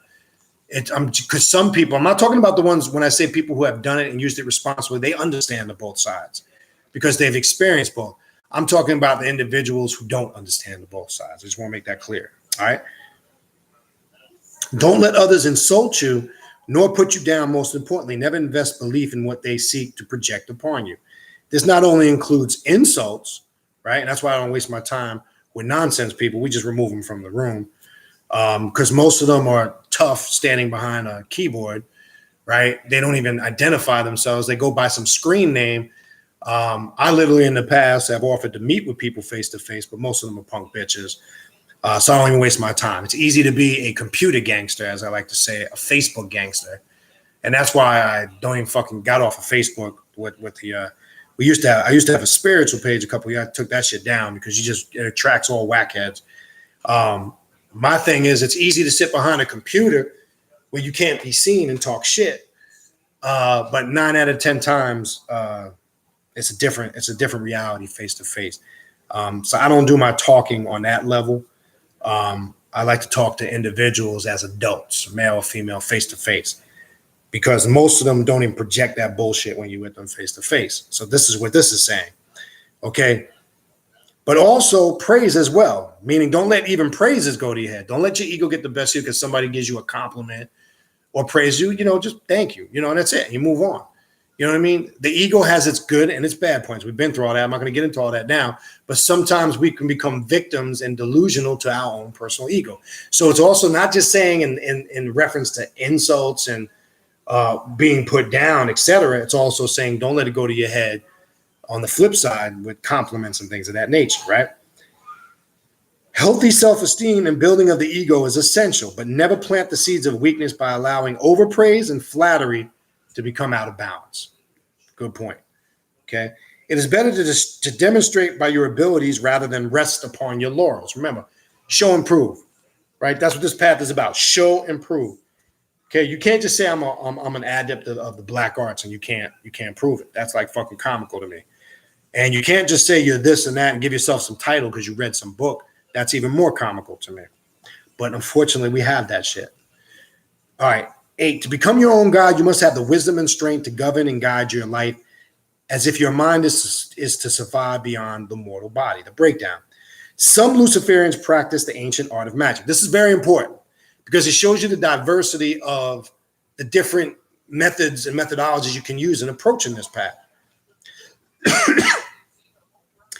At base, we desire violence and dominance over our environment and those within it. As we evolved our reptilian brains, I'm sorry. This thing skipped on here. So, scratch that. Some Luciferians practice the ancient art of magic, while magic begins in mere thought, right? All is mental. Mental is all. First principle of Tahuti. And basic desire. This art is often hid by the curtains of myth and fantasy. The reality is that magic is an everyday tool which is performed slowly in every mundane willed act towards some goal or desire, meaning applying it every day at all times. Not just in your ritual chamber, not just at your altar. We talked about that. We're going to get into a little bit of that. All right. The trick to the art is for the Luciferian to recognize this, direct and guide this inner energy towards realistic manifestation over the period of time itself. This is a clue to what is known as the laws of Belial, the mastery of the earth. Go read in the Satanic Bible. That's the book. And if you read the laws of Belial, it also has in there what they call the satanic ingredients to black magic. You hear me mention that all the time. And I would suggest anybody, you don't even have to be into the Satanic Bible to read that. You're going to be able to utilize that and apply it to every aspect of this path. It's a great piece of work that you can utilize and apply on a multitude of levels on this path, not just Luciferianism, on many paths that you practice. You hear me always throwing that out there. And I suggest if you have not read the book of Belial, I would suggest you go read that. Really take a good look at it, study it, and how can you apply that? You're going to get some great stuff out of it. Trust me. All right. Almost there, people. Live and continually seek self-development, maintaining and strengthening your core sense of who you are. Live as if your consciousness may survive beyond physical death, regardless of whether you believe it possible or not. A strong mind has the greatest potential in surviving the death of the body. 9, indulging with restraint, love for the deserving, and disdain for those undeserving. This is important. Luciferians recognize that our subjective world is one which we create or destroy based on daily considerations and choices. We must enjoy this life and those who choose to love within it. Don't attempt to love everyone. Stop that peace and love bullshit. And I love you, you love me. Well, watch as this says, as this equates to a type of superficial and meaningless love. To love all is to love none. Let me say that again. To love all is to love none. Any philosophy, spiritual system, dogma that teaches you must love everybody. It's about peace and love. They're not teaching you the truth because the world is showing you a whole nother thing. This is important to understand. Here's the explanation why. As that equates to this type of superficial and meaningless love. Be in control of your empathy. Know the difference between empathy and sympathy. To empathize with somebody is to give them the guidance, to be honest with them, but not do everything for them. Watch. Be in control of your empathy. Don't waste it on the ungrateful and unworthy. When you have an enemy, don't forget that it is either you or them. Act accordingly and be cautious in forgiveness. Empathy must not rule you. The mind must control it and decide where to allow it. Compassion for those worthy. Otherwise, it is a slow sickness of being. Okay? That's fact. All right, last two. Lucifer represents the insight of the every act, no matter if perceived as selfless, is at a core a selfish act. Even if helping others is your passion, the brain still receives a chemical reward triggered by the act. This is why many consider that doing good deeds in society may bring you closer to God. Recognize you are selfish and see this fact in all others while observing. Accept this and then with the knowledge. Make choices that would benefit not only yourself, but your loved ones when possible, right? So when you do deeds or do things for others, do you do it expecting something in return? Do you do it because you want to be recognized? Do you do it because you want some attention? Or are you actually doing it because you really want to do it? Think about that for a moment. Some of us do things because we do things that we think is compassion, but we look at it and say, what if that was me, right? Let me give you an example to show you when it's not talking about selfishness and a bad thing. It's showing you how it all goes back to self. You might see a tragic story on TV about a child that was harmed or hurt, that might have been abducted, that might have been abused, that might have been kidnapped or was killed tragically. You get this false sense that you're being compassionate and sincere. I'm talking about if you're a fluffinator. Really, you might be, what you're not really understanding is you're saying to yourself, well, what if that was my son, my daughter, my nephew, my niece? So you're seeing the reflection in that situation of how it might connect to you. That's what creates the compassion. Going back to this self-concept. That's a reality. I don't give a fuck what anybody tells you. They could tell you whatever the hell they want. Most of the times why you empathize and sympathize with the situation is based on that fact. Because you say, what if that was me? Or what if that was my child? What if that was my son or daughter? What if that was my wife, my husband, my mother, my father? You know what the bottom line is at the end of the day? Sad to say, but it's a reality. When that person's gone and it's all said and done after a few weeks, it becomes a memory. Because at the end of the day, and I don't say this in a just a gloom and doom, miserable way. At the end of the day, nobody really gives a fuck. Okay. Okay. If the act of charity or helping others brings a reward or pleasant feeling to your mind, act upon it accordingly. Don't lie to yourself in thinking that Christians do this without a reward. Motivation for this pleasure destroys the perception of that people act in a selfless manner. Be awake and aware of this fact and act accordingly. A Luciferian should support helping others if it lifts themselves up for tomorrow. Educating and attaining their own unique potentials. Realize that there are those who don't want to achieve this. Some are parasites. Be wary of this and act accordingly. And the last one, to become your own God is to fully understand that you possess the power to create and sustain your path in life and illuminate the light of the self-determined potential. If you don't care of yourself, nothing else will. A loved one may try to help or save you, but at the end of the day, it is entirely up to you alone. We are born alone and physically die this way. Never lose sight of this reality. As a god or goddess, you must first love yourself and strive towards your individual potential. This allows for power and control within your world. If you put this opportunity in the hands of another, especially a mythical concept, such as a god or demon, then you are no different than the Christians or slave mentality, which you are seeking to be different from. Okay? I know I went through the last few kind of fast, but for the sake of time, I didn't want to be on that. It's a lot more material than I thought, and this is why I said I'm going to have to break this into parts, because there's a lot more to this. We're scratching on the surface. There's a lot more to this. Those are the 11 points of Luciferian power. Okay. A lot of information in there. And I know I'm going to scroll up now. I know you got to have some questions on this. Again, I'm going to skip the personal conversation for the sake of time. I'm not going to read your comments amongst each other. I'm going to skip that. So now I want to kind of get your feedback. How do you feel about this? If you haven't studied Luciferianism, how are you looking at it now?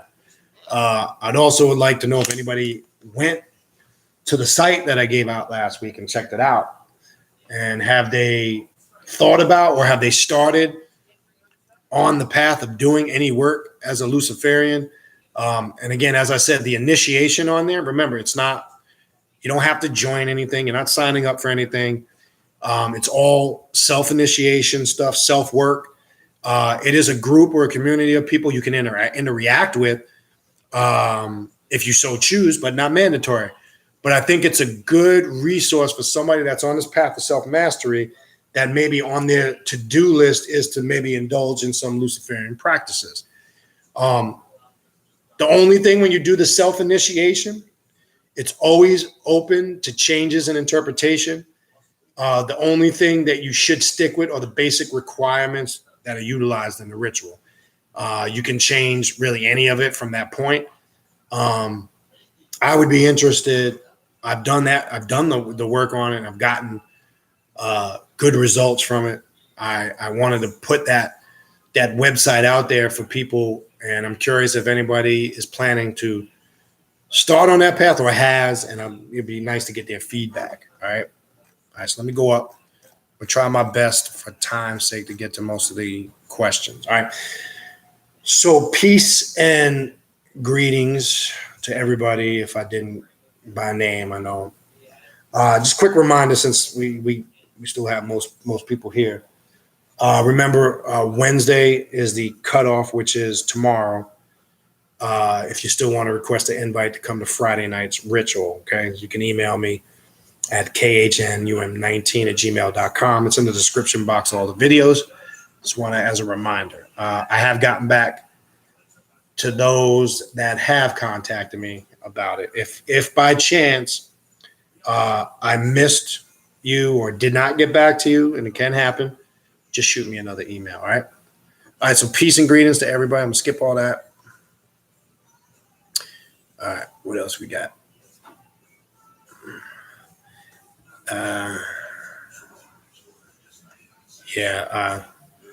We skipped that. I saw earlier when we had the what's a dude's name? Ankh Kun Ra. We skipped that. This was a funny comment by Kevin Windley. Ankh Ra needs attention because his mother's dry milk tits didn't nourish him right. Yeah, well, you got a lot of people that weren't breastfed as a child, and it fucks up there. They was on that Similac. They were Similac kids. Let me stop. All right. I'm looking for questions, so I'm gonna skip through the personal comments. Yeah, Emperor Fire on earlier. Last week we had some Spanish dude that was real fucking religious. But we X'd his ass out the room.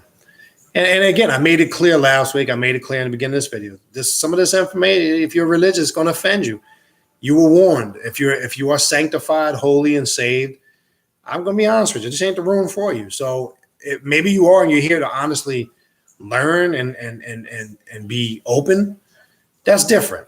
But if you're going to think you're going to come here in this group and convert motherfuckers, you got to be out of your goddamn mind. Your goddamn mind. Not my goddamn mind. Your goddamn mind. Okay? Hopefully you caught that. So it's just comical. All right, what else we got?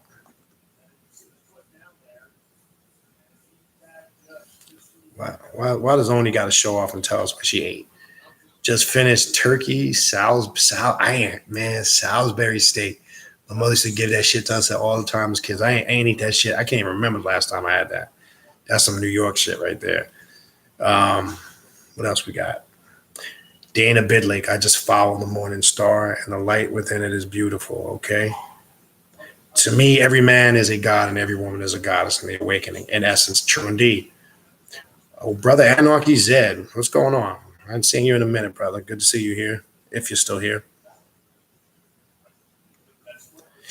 This is, early when I was talking about, and only I typed in, if it works once and never again, you have to adjust the formula.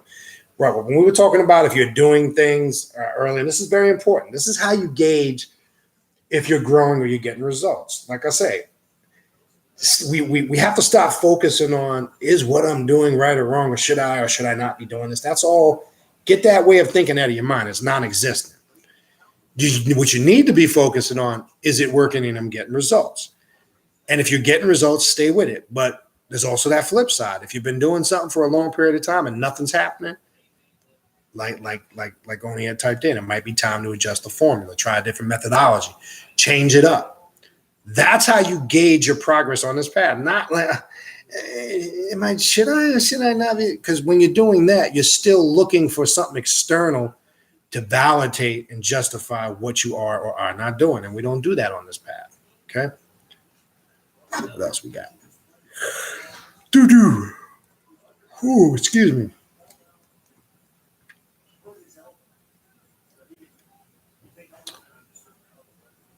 All right. All right. Anarchy said, I did a healing ritual 2 days ago and broke my right foot the next day. Tell my laugh, but the way you wrote it. Just got out of the ICU after 2 weeks, need transplants. Wow. Okay. That's crazy. But as you go through the trial and tribulations, obviously, from the mindset that I know that you deal with, Anarchy said, it'll make you stronger. And then Anarchy said, typed in, I'm not a Luciferian, just enjoying. You don't have to be a Luciferian. Because in general, the basic elements of what Luciferian is can be applied to any system of spirituality. That's the beauty of it. You don't even have to be, like I said, I used the example earlier. A lot of these so-called conscious groups that use this, I'm a god and I'm a goddess. That's a Luciferian concept. I don't care if you're Kemetic. I don't care if you're whatever level of spirituality you identify with. If you use that core principle, okay, it's in nature Luciferian. It's the foundation of what Luciferianism is. All right. Oni types in Ofu, in Oduifa, Odimeje, the twins, discusses taking care of small things and it adds up to big things. That was in reference to what I was talking about earlier, setting small goals, small term goals as opposed to just long term. Doesn't mean you shouldn't have long term, but when you take those small goals and you start accomplishing them and knocking them out, it starts to create success. And then Arky Zed also typed in, maybe a philosophical change is indeed due for me. And you would be the one, if that's what you sense and feel, that's how you know. Yeah, and Jack typed in something good earlier. Hotep hustler versus professional hustler. Yeah, don't gauge your success. A lot of people, and I said this before, unfortunately, and again, I got to keep it straight to the point. You got a lot of people who, look, I go back to New York and I see people that were doing shit 20 years ago doing the same shit today. They haven't changed anything that they're doing. What do I mean by that? Look, I'm not saying they still setting up tables, selling their little trinkets. What I'm trying to say is don't confuse a hustle for a legitimate career or business. Okay. And the problem is with a lot of those doctrines, it promotes and teaches a 2-bit hustler mentality. Not something, then there's the hustler, the go-getter. That's a whole different thing. Okay.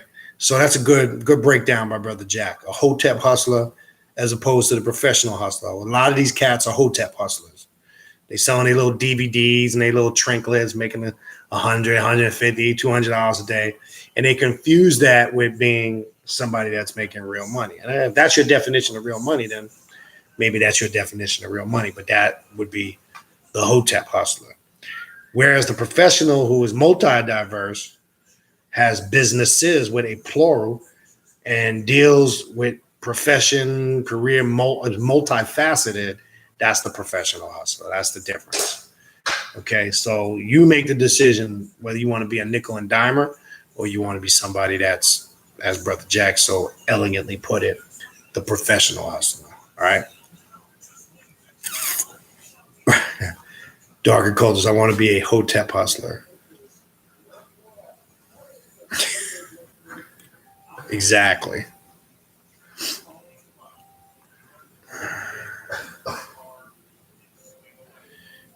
there's my boy, Peter Gosanya. That's my boy right there. It's the name. I'm telling you, boy, that's the name, man. She got a movie. That's a perfect name. I can hear the guy doing the movie trailers.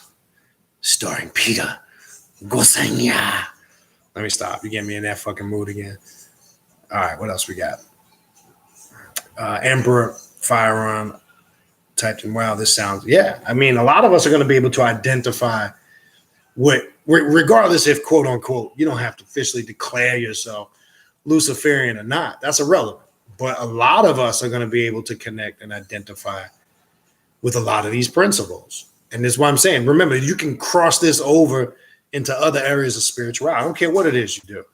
You're going to find the reason why, like in Emperor's comment, that it's like you use the term, it sounds like a lot like me so far. The reason why you can make that statement is because you can connect with it in your own personal work, in your own personality, and who you are as a person, how you think and how you feel, and your perspective and how you look at things. That's why, and that's important. So yeah, no doubt, we definitely can apply it. Okay. Dark occultist, brother Romano typed in liberation, illumination, and apotheosis is the utmost importance for a Luciferian. And that's what apotheosis is. It's, again, remember, that's the key. That's what in a nutshell, self-deification, right? Path to self-mastery, whatever terminology or way you want to say it, that's what it's about. Always will be. All right. He also types in mastering 11 Luciferian points of power that Brother Benitez break it down are principles to apply daily. And that's the key. Not to just apply it here and there, not just to apply it when you feel like, because remember, I was talking about earlier becoming complacent. A lot of people tend to become complacent, which eliminates one of the key things that's important on this path, consistency. Because 9 out of 10 times when you talk to people and they're not getting the results that they, are looking for or they're trying to get, okay, which is key, is usually there's that lack of consistency. So the key is learning to apply those things on a daily, in your daily life. Consistency is key, okay? So again, it's not just about doing it here and there when you feel like, etc. It's about applying it daily, all right? What else we got?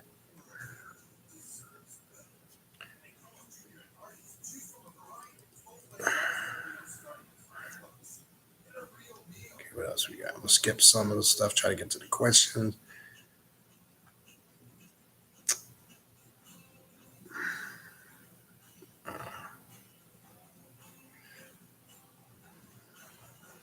Yeah, and earlier, again, just to touch, I know on the Job, I was mentioning earlier, when you really look in retrospective to what that Job story really represents, right? Let me see if I have,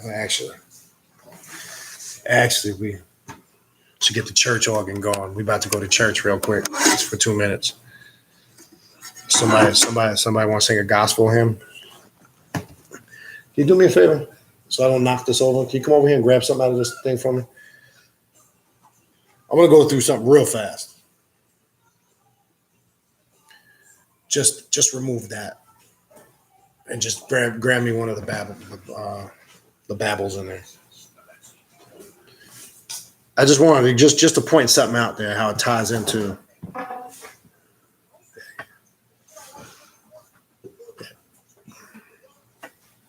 Watch this. Just to go through this real quick. All right.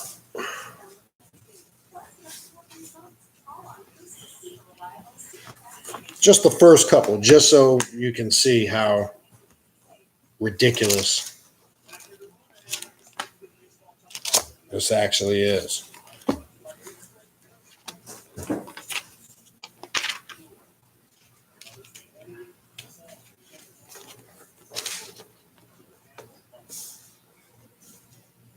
It's actually chapter 2. I said chapter 1. That was my mistake. This is, and this just for all you sanctified Christians, this is the authentic King James version. It's authentic. It's the original. Let me stop fucking around. All right. Second chapter of Job. Again, there was a day when the sons of God, notice there's not just one son of God, which leads to the other question is, I thought that title was exclusively only for Jesus.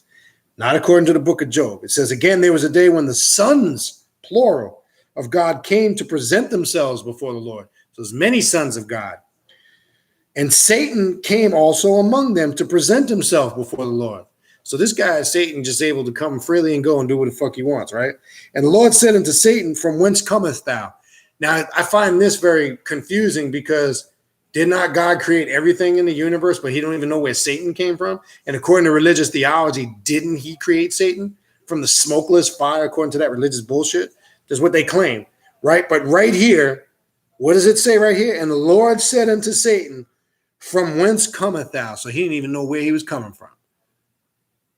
Think about this for a minute. Think of the inconsistencies in this story and how stupid it is, right? And Satan answered the Lord and said, watch this, from going to and fro in the earth and from walking up and down in it. He's telling this motherfucker, I'm everywhere, every place at all times. You should know that. You're God. What? Or should he? And the Lord said unto Satan, hast thou considered my servant Job? So now he's pissed. So he's saying, oh, you're big and bad? Have you considered this guy Job? He's my loyal bitch. Do you think you can get him off the path of being loyal to me? You see the craziness in this fucking story, right? Watch out, it gets worse. Have you considered my servant Job, that there is none like him in the earth? Now he's showing off, telling you how loyal and devoted he is. A perfect and upright man, one that feareth God and escheweth evil, ? And still he holdeth fast his integrity.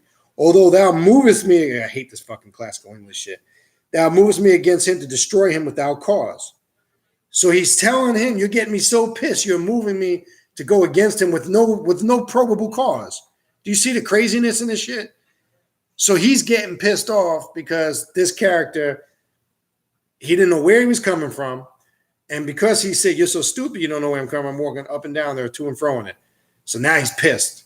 Sound familiar? Like when you're dealing with people that can't handle the truth? Watch. Then he goes on to say, quote unquote, read it in your own time. You read the ridiculous story. I wanted to point out the beginning of it to show you this represents the conformist and the nonconformist. Is basically what it's representing. Okay? Now, last thing real quick, those two quotes I mentioned to you since I have it out.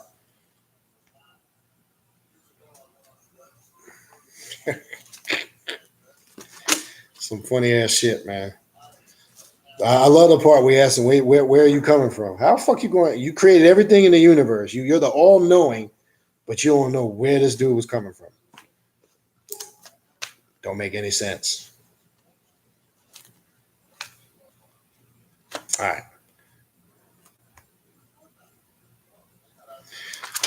14:12, Isaiah, which I think is a very funny quote too. This shit is fucking funny as hell.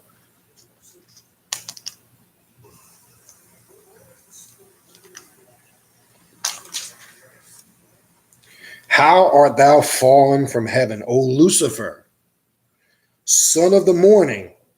How art thou cut down to the ground, which thou weakest the nations? Right?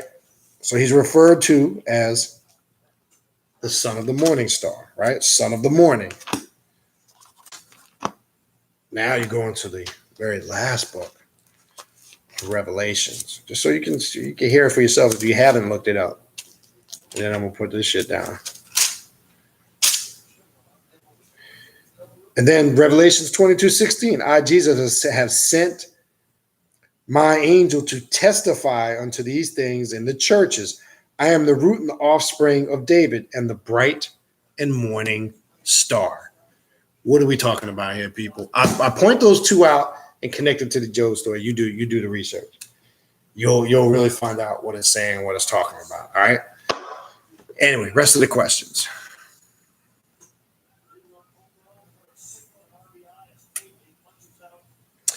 Here's a good comment in reference to that by Lady Williams. The craziest part of the story of Job was that although he was replaced with his loss, he continued to worship the one who took it all away, who in their right mind would be loyal to a murderer. Excellent point. Okay? So why would you keep trusting in and worshiping a fictitious God that has done absolutely nothing for you. Apply it now to how we approach this path. Okay. But that's another good point. Why would you stay loyal to something that was responsible for or was the root of all your problems in the first place? Doesn't make any fucking sense. In essence, long story short, when you look at all this religious babble, it just doesn't make sense. And it's done like that intentionally. It's like a web of just nonsense and bullshit, and it keeps you in the box. And that's the whole point, to keep you right there in the box, right?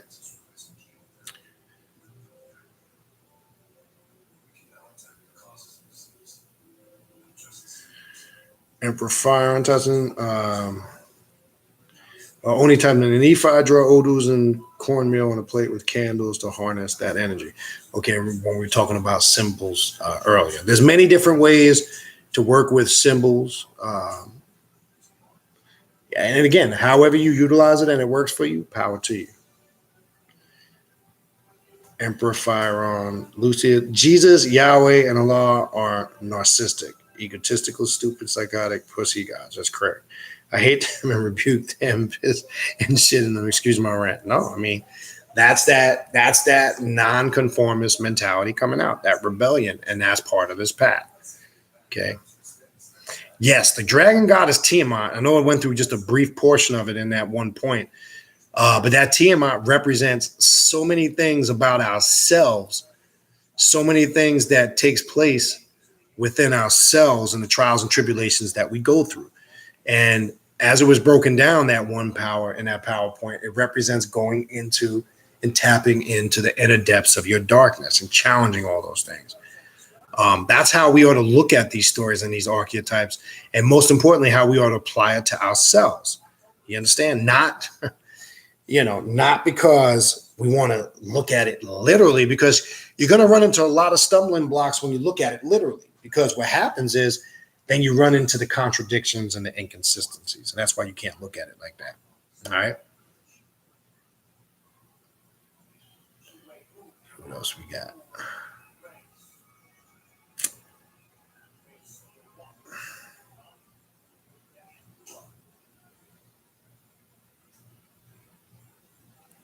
Okay. Wacky J type, and that's right. That's right. Become what the symbol represent. I'm not sure if I don't know if that was a spell check. Maybe there's more on it. The thing jumped. Then Emperor Firearm typed in. Hold on, this thing jumped on me again. I think this is where I left off. The Abrahamic fake light. Yeah, all those Abrahamic religions are that artificial light, that blinding light. Just like artificial light can blind you, so can all those monotheistic religions and doctrines, because they're all filled with illusions. They're all filled with falsehood, inconsistencies. And when somebody fully takes it upon themselves to officially succumb and be loyal and devoted, to those dogmas, they become blinded by that artificial light.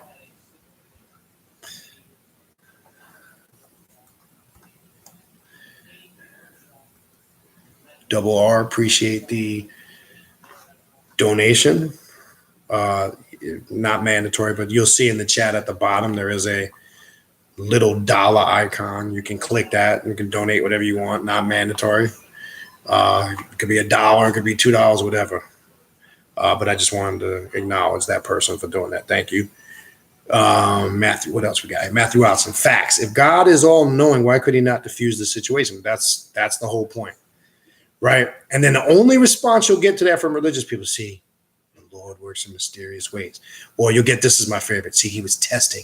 First of all, the all-knowing God doesn't need to test anything that you make or create. If you're all-knowing, then you're not all-knowing if you have to test it.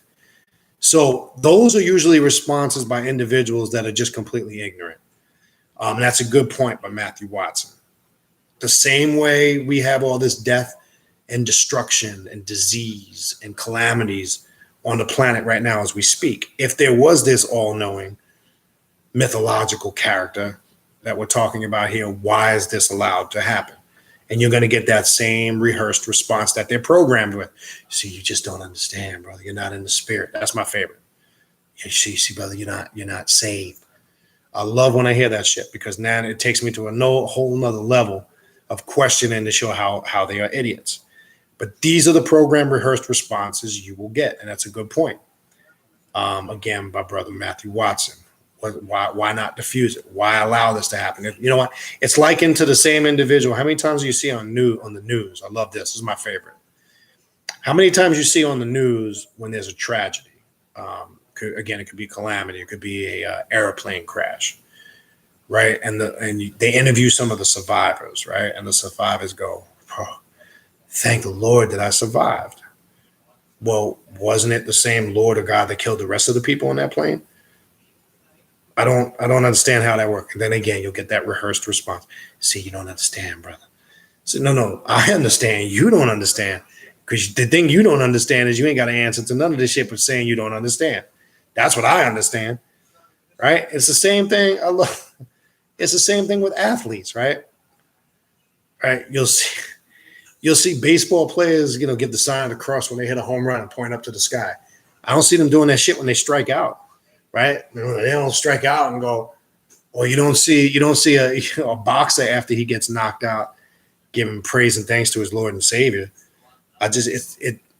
What these things, I'm pointing these things out to show you how idiotic that mentality is, right? Because the point being is, at the end of the day, it has nothing to do with anything, but they don't look at it like that, right? Because they look at it as if there's this unforeseen controllable force controlling everything. If you believe that, then you're completely, again, you might as well believe in Snow White and the Seven Dwarfs. That's a whole nother story. Wacky J typed in, hey, I got the Balcadman audiobooks on Amazon. Get Cali Mantra Magic is an excellent book. I definitely would recommend those that are or might be interested in working with Cali and having. It's a very simple book to work with. The rituals are super simple. Really just involves an image of Cali and different colored candles. Now, I wouldn't get caught up in, I know in there when you read that book, it'll tell you to do this on this day. I don't really fuck with that. I mean, don't get caught up in that you should do this mantra on that day, this day. When you're linked in and in tune with the energy, you can do it anytime you so desire, as long as your focus and your intent is there. That's the part when you're reading a lot of these books that you, as the individual, have to take control and take charge. But it's a great book. I've utilized that for a while. And there's mantras in there for a multitude of things. And again, don't get caught up in you must do it this way on that day, etc. Chakra Mantra Magic. The Lilith book is really good. And the Demonic Companion. The Lilith book, I would read thoroughly, because he's got some good rituals in there with Lilith. That is very, very intense work. But yeah, they're all very good books. Emperor Fireon typed in, I do. Hess, badass author. I don't think that might be spell checking too, not sure. Okay, then you followed up what I have Lilith and Demon Companion. Yeah, we've actually on the Awakening Universal Minds radio show, I think I mentioned this a couple of times in the past, working to get him actually back on the show. He travels a lot though. He actually, his first ever live appearance he did in radio, or live period, was on our show. If you go into the archives, the Awakening Universal Minds archives, it was last year, a little bit over a year ago, we had him on the show, and he talks about this was his first. But I definitely would recommend his works.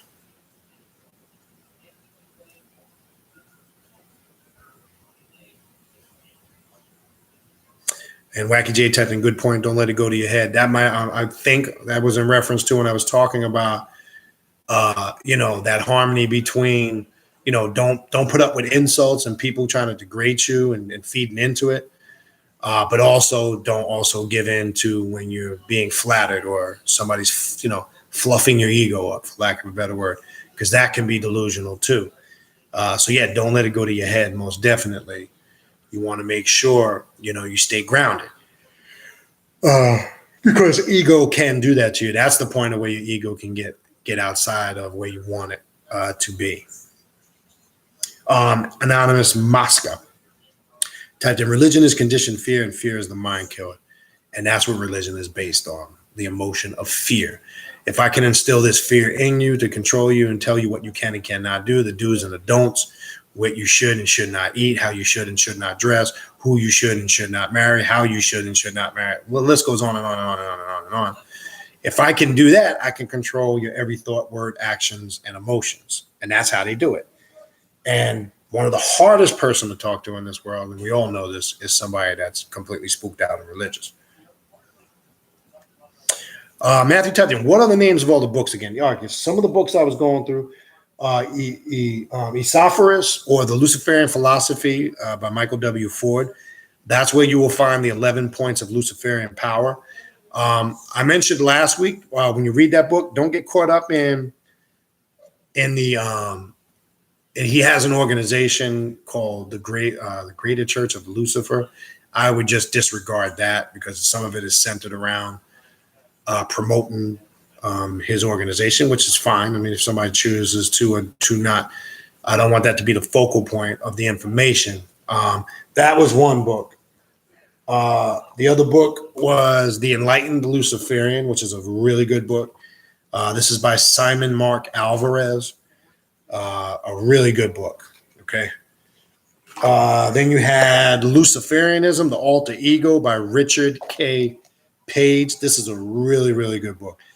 And again, the beauty of these two books, when I first read them, the beauty of them is they're reality checks. And I'm going to put it to you straight to the point. A reality check on all levels. It's going to make you question a lot of things about yourself. And that's the whole point. It's going to make you challenge a lot of the things about yourself. But those are some of the reads I would suggest. There's tons of books out there on Luciferianism. Some good, just like anything, and some bad. Be careful of the ones I don't really particularly like or gravitate towards, the ones that kind of connect it to religious Satanism. I stay away from that shit. That's just me. That's just my opinion. All right. What else we got?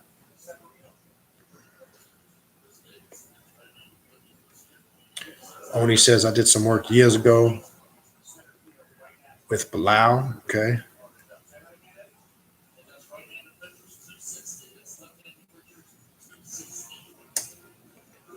All right, what else we got? Bear with me. People think skipped again, man. My bad. Give me a point. Give me a sec. Trying to find the spot I left off at. Okay, here we go. All right, I might have skipped something. I apologize. What tends to happen, I don't know if it happens to you guys on that end, when this thing loads up sometimes, like the screen will go blank, it reloads and it skips. Maybe it's just my laptop. I don't know. I don't know if that happens to you guys. Only types in. So basically, Luciferians don't give a fuck. I think I skipped some. Okay.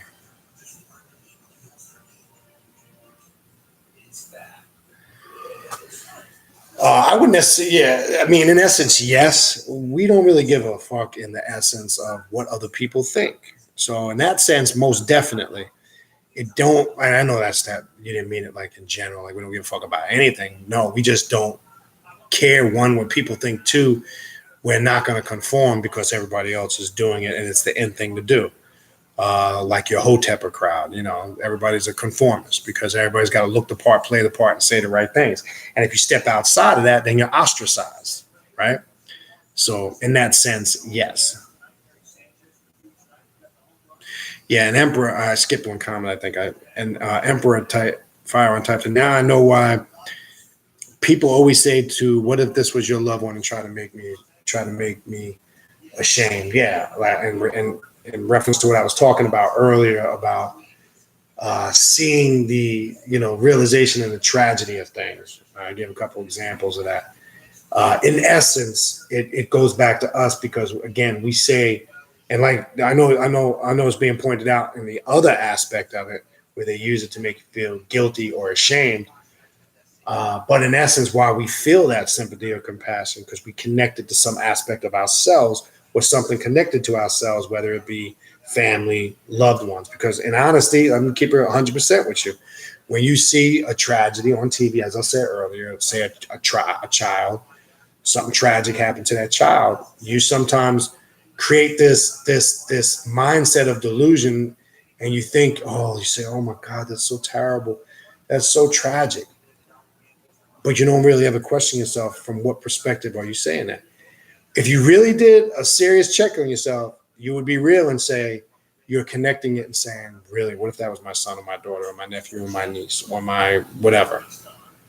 You're not really looking at it like that. Now, there's a part of us that, especially when it comes to children, there's a part of us where it's just, there's that natural compassion. Like, there's that line you don't cross. I'm not talking about that.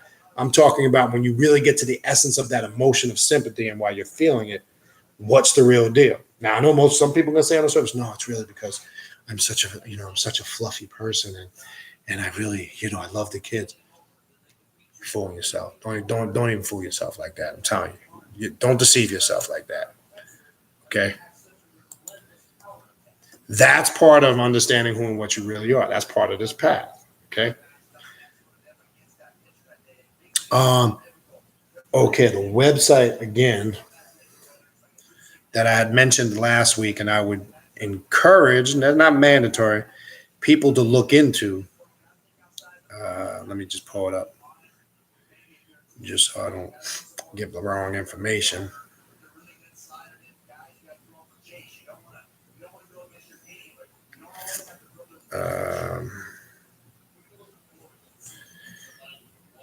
Let me type it in.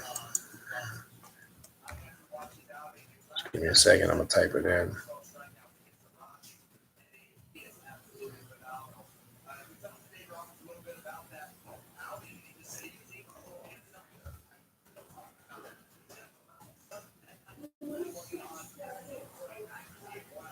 Man, come here for 1 second. So I want to tell you something they told me.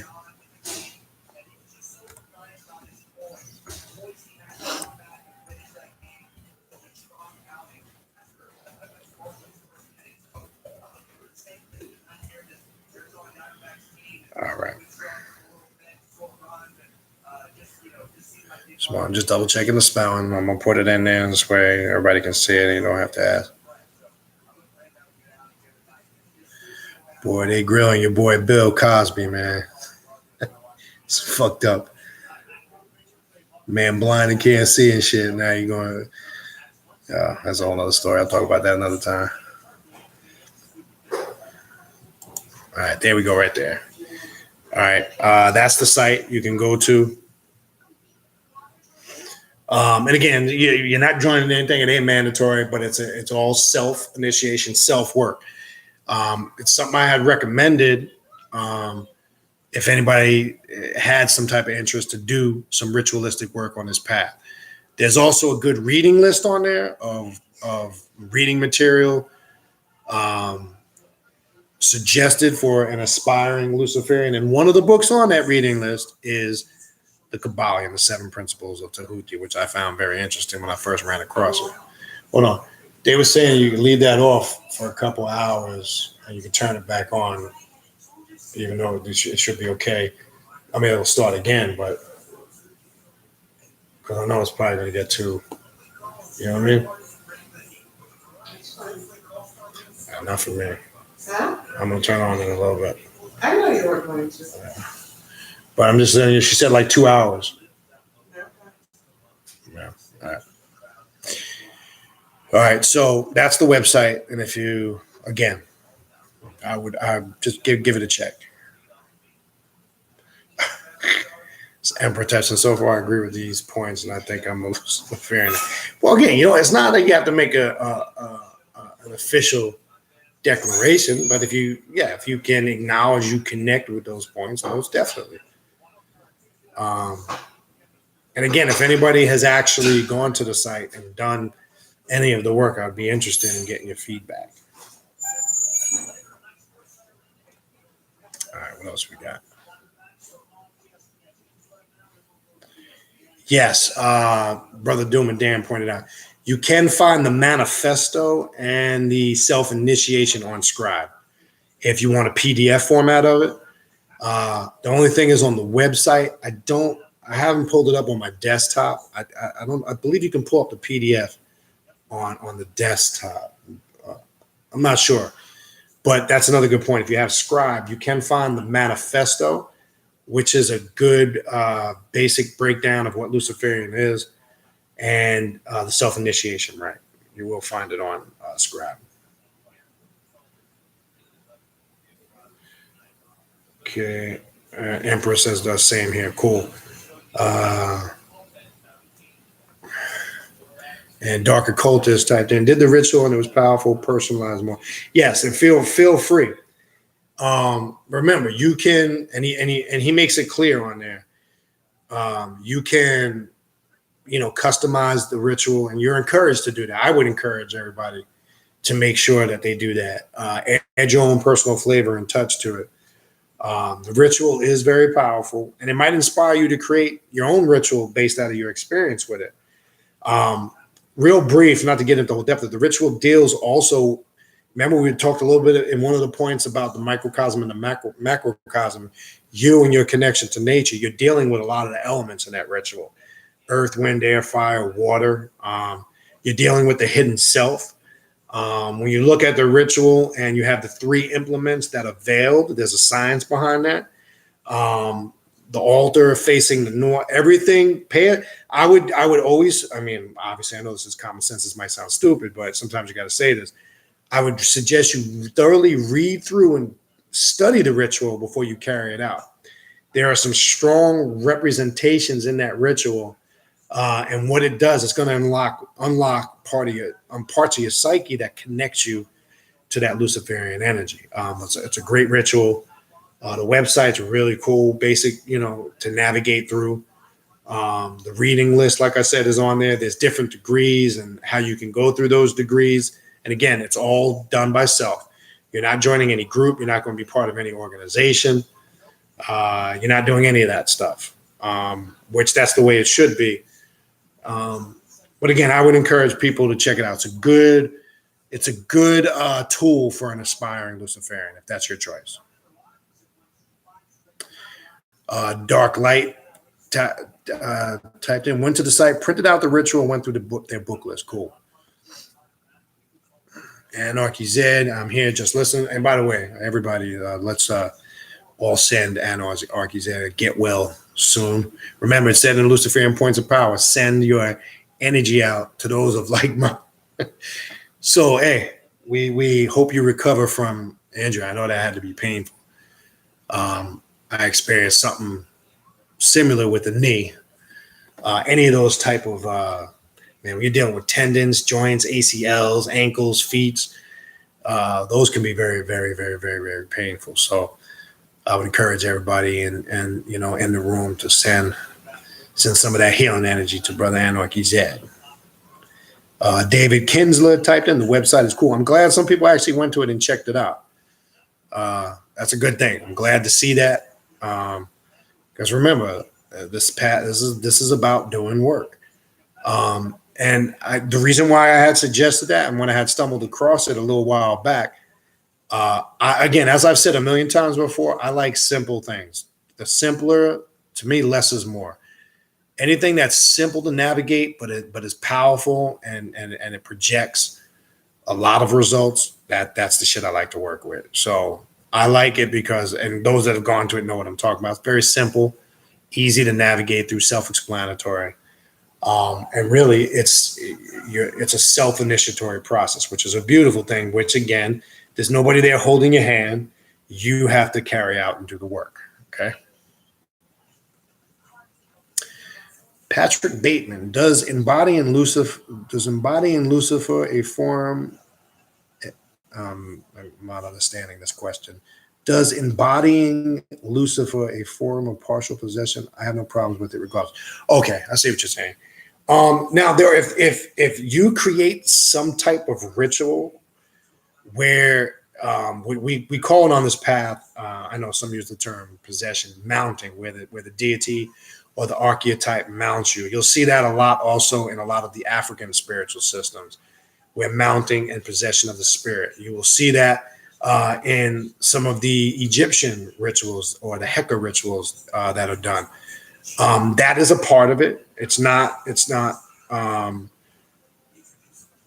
mandatory. But if you utilize that aspect of it and it works for you, yeah. I mean, you can remember. Again, I'm not sure what time you tuned in. Remember, you can create any aspect on this path that if it's self-created, and even though it may not, line up quote unquote with mainstream theories on it, that's irrelevant. If you work with that and it works, it's part of it. Not mandatory to utilize, but it's part of it. Chaos magic, as I said before, deals with a lot of that aspect, because in chaos magic, especially with working with archetypes, you're trying to embody and become what the deity represents, which is a form of that. So yes, that is part that can be utilized on this.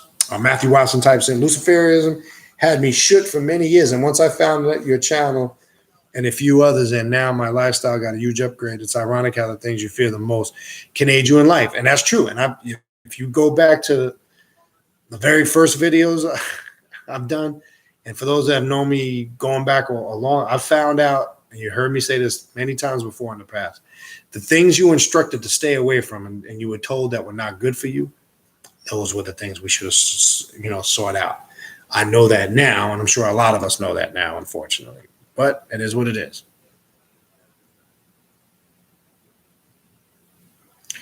Wow, brother, Anarchy's had flatline 4 times, yet you're here. That's crazy.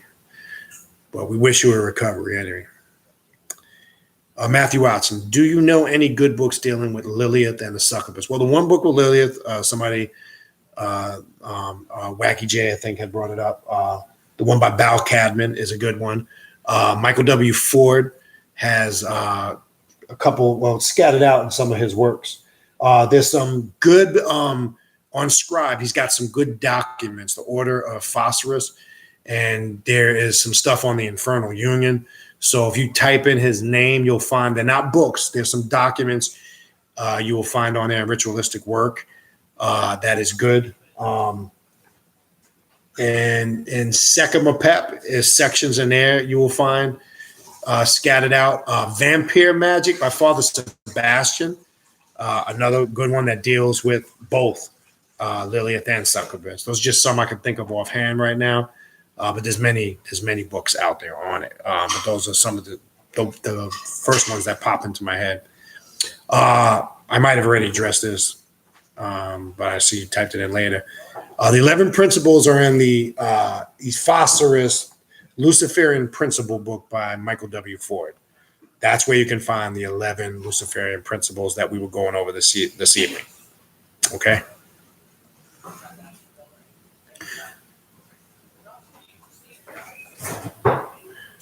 Wacky J, yeah, because when I heard Ravana Noon talking about the 11 points, I was like, that's right on. All that I can identify. Yeah, and again, as I said earlier, you don't have to quote unquote Luciferian by making the declaration. I'm sure everybody can connect with some aspect of it, for sure.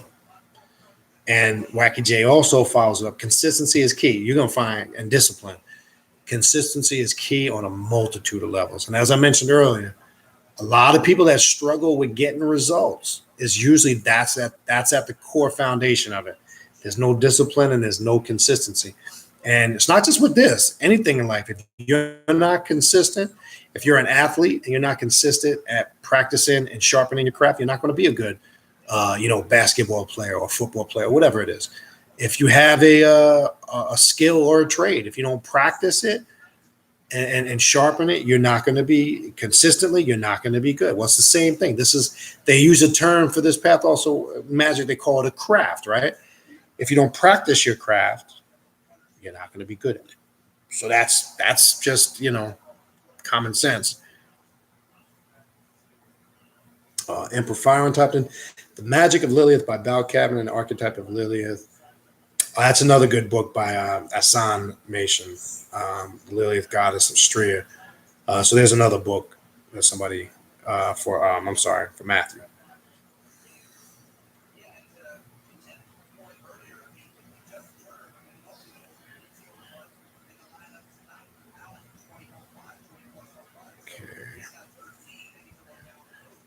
Hey, Debit, God just means creator. That's completely not true. That is a personal definition of it. When you get into the origin of it, okay, and you take the breakdown of it and take it from the English language back into the Semitic languages that these books were written in, that is not what it means. For an example, the name Yahweh is a poor translated name of the original Hebrew name, Yahuwah, right? And that translates, oh, he who is who he is. So that is not true. If you take some of the other titles and the names, then you have Yahweh, which there was no vowels in the Hebrew language. That came later. And then in the Greek poor translation, Jehovah, there's no letter J in the Hebrew language. That's a whole nother story. So let's get to the essence of it. When you're saying that on the surface, that could be misleading. The name in the original language for creator is Kalik. That means to create. There's nowhere in the Bible in any of the original languages where that title, except when you get into the 99 attributes of Allah in the Quran, Al-Khaliqu, the creator, is one of the 99 attributes. And that was a title. So we got to be careful when we make statements like that actually backed up. When you look at quote unquote the titles, and then you get into the Greek, the word is theos. Okay. And theos in Greek means where we get the English word theory. So I say all that to say, what word can you take the English word God and connect it to in a Semitic language? You can't. That's the whole point. Even when you take the word Elohim or El Elo, that means the source. Allah means life giver. When you're saying Elohim is plural for a group of beings.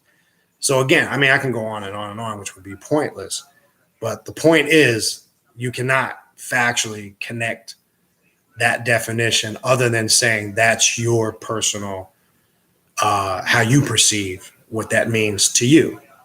And that's fine. That's if you're interpreting that because that's what it means to you, that's okay. But when I look at that, I look at it a whole different perspective. That's not what it means. So just wanted to throw that out there. What else we got?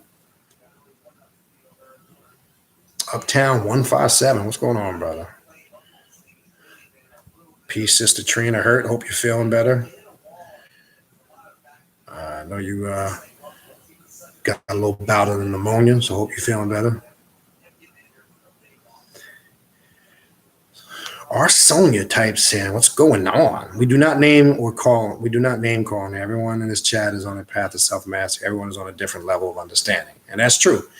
Like I said, the name calling, when somebody gets emotional, like I said, we kick somebody out earlier. Yeah, get over it. That's some bitch shit. You know what I mean? If you don't agree with what we're talking about here, just exit the room. Why the fuck you staying here? It's that simple. I just don't get it. I wouldn't go in somebody's room and hang out there because I'm a little bitch and I'm mad and I don't like what they're saying. So I'm just going to act like a little kid and shit. Grow the fuck up. Put on your big boy and big girl drawers. So what we do is, guess what we do? We just X your ass out the room because we're not doing this for you people, for those people. That's not why we're here. Okay, this is for the free thinkers. This is for the real gods and goddesses that think for themselves, that ain't conformists, that don't want to accept everybody's personal opinion or theory on shit. If you don't like it, guess what? There's a button called X. It kicks you out. Just hit it. It'll take you somewhere else. Go to the sanctified saved room. Okay. All right, what else we got? Taylor Gang, is protection a good enough reason to work with Cali thinking about buying an $80 statue? Well, protection is just one of the many reasons why to work with Cali. But yeah, I mean, it's definitely the beauty of Cali, because being a road clearing type of archetype, You can work with Kali for finances, relationship, to repair certain situations, be it personal relationships, family matters, any type of obstacle. Protection in the sense if you're trying to destroy enemies, etc. Block anything. But that is one of the many reasons. I don't necessarily know if I approach any deity with trying to find a good enough reason. A good enough reason is if it's suitable to a need or area in your life that needs improvement. That's a good enough reason in itself, and that don't just apply to Kali. That would apply to pretty much any archetype, but most definitely, yeah. And Kali, you definitely want to, rever. It's nice when you got powerful imagery. So if that's what your intuition is telling you to buy $80, $100, $50 statue, and it's gonna help you focus and connect. As far as imagery is concerned, that's a beautiful thing. So yeah. Okay. The website, I think I left something out that Sister Sonia put in there. She typed it in. As far as the smooth the gods question where you typed in, it wasn't coming up. I think I forgot to put the e.com. No, I didn't. Wixsite.com. Not sure. Try, maybe you have to put in the HTTPS // twice. Try that. I know sometimes that'll do it with certain websites. Click that link. It should take you. I didn't type it in like that. That might fix it.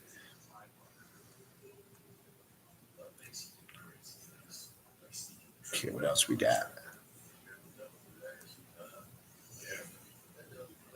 Okay, order. Yeah, I see. I left some parts out. I think if you go down at 9:53, she typed the correction, and that's why it didn't come up. I left out the /ordo/C. It should come up. Yeah, it'll take you. If you click it, it'll take you directly to the link. All right. Let me just make sure. Yeah, I know I had. Hold on. I know it should take it to the link because I know I clicked it and I've never had a problem with it. But hold on a sec. That had to be what it was, I'm pretty sure.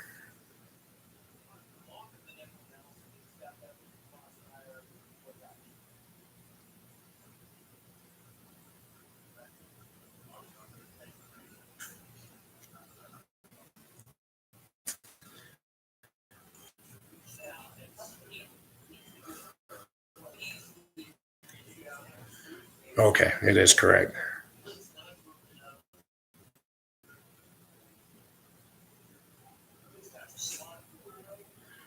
Yeah, I know it is.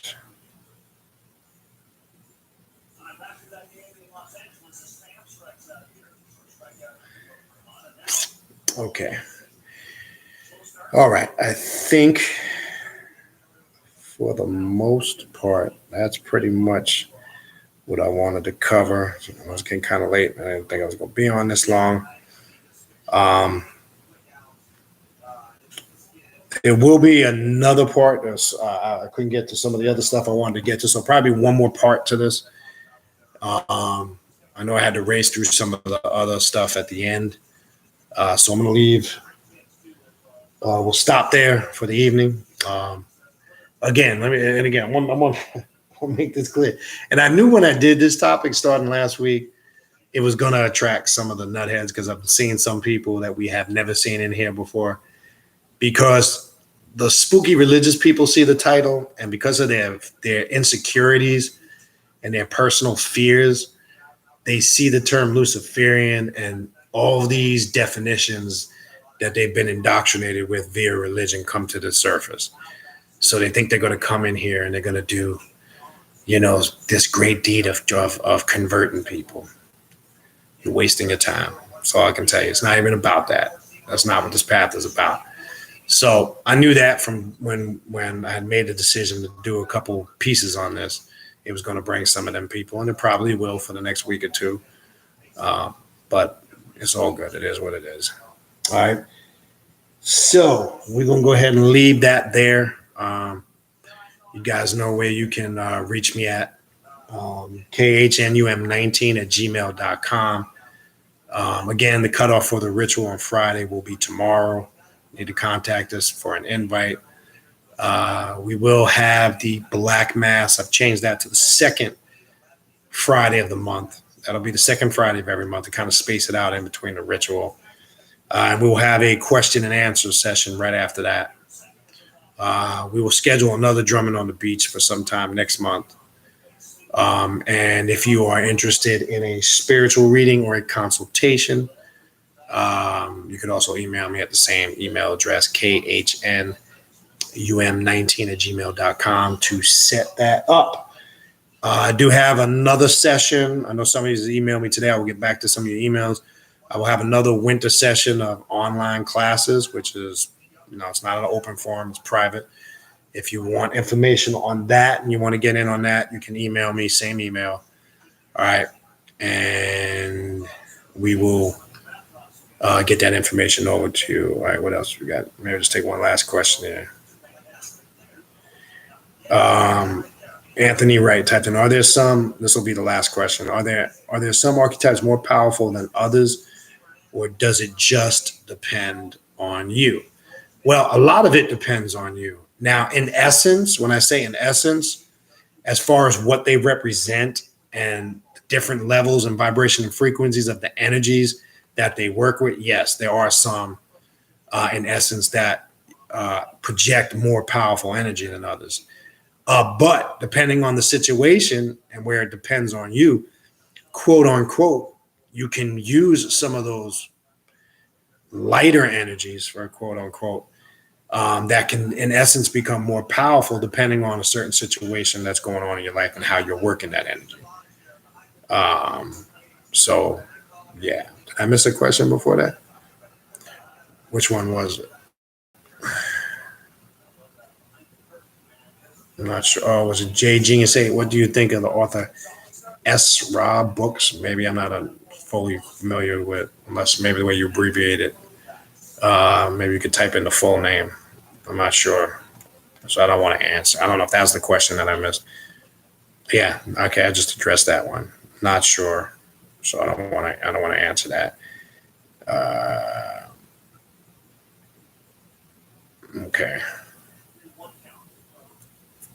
But as far as Anthony's question, that's kind of what I would, say to that. A lot of it does depend on you. But again, in essence, what a lot of these deities represent, some are definitely more intense and more powerful when you work with them. Such, Kali, La Santissima Muerte, Set, Sekhmet can be very aggressive. So in nature, how they respond in your work, there's definitely a different degree and level of energy that they respond. Okay. All right. So anyway, we're going to leave it there. Appreciate everybody tuning in. Tuesday is pretty much the regular night, looking good for me right now to keep it that. So I'm looking to keep it regularly on Tuesday nights, same time. So we'll continue this. Got a little bit more I want to dig into this before we move on to another topic because it's vast. But then anyway, appreciate everybody tuning in, and we will talk soon. Peace.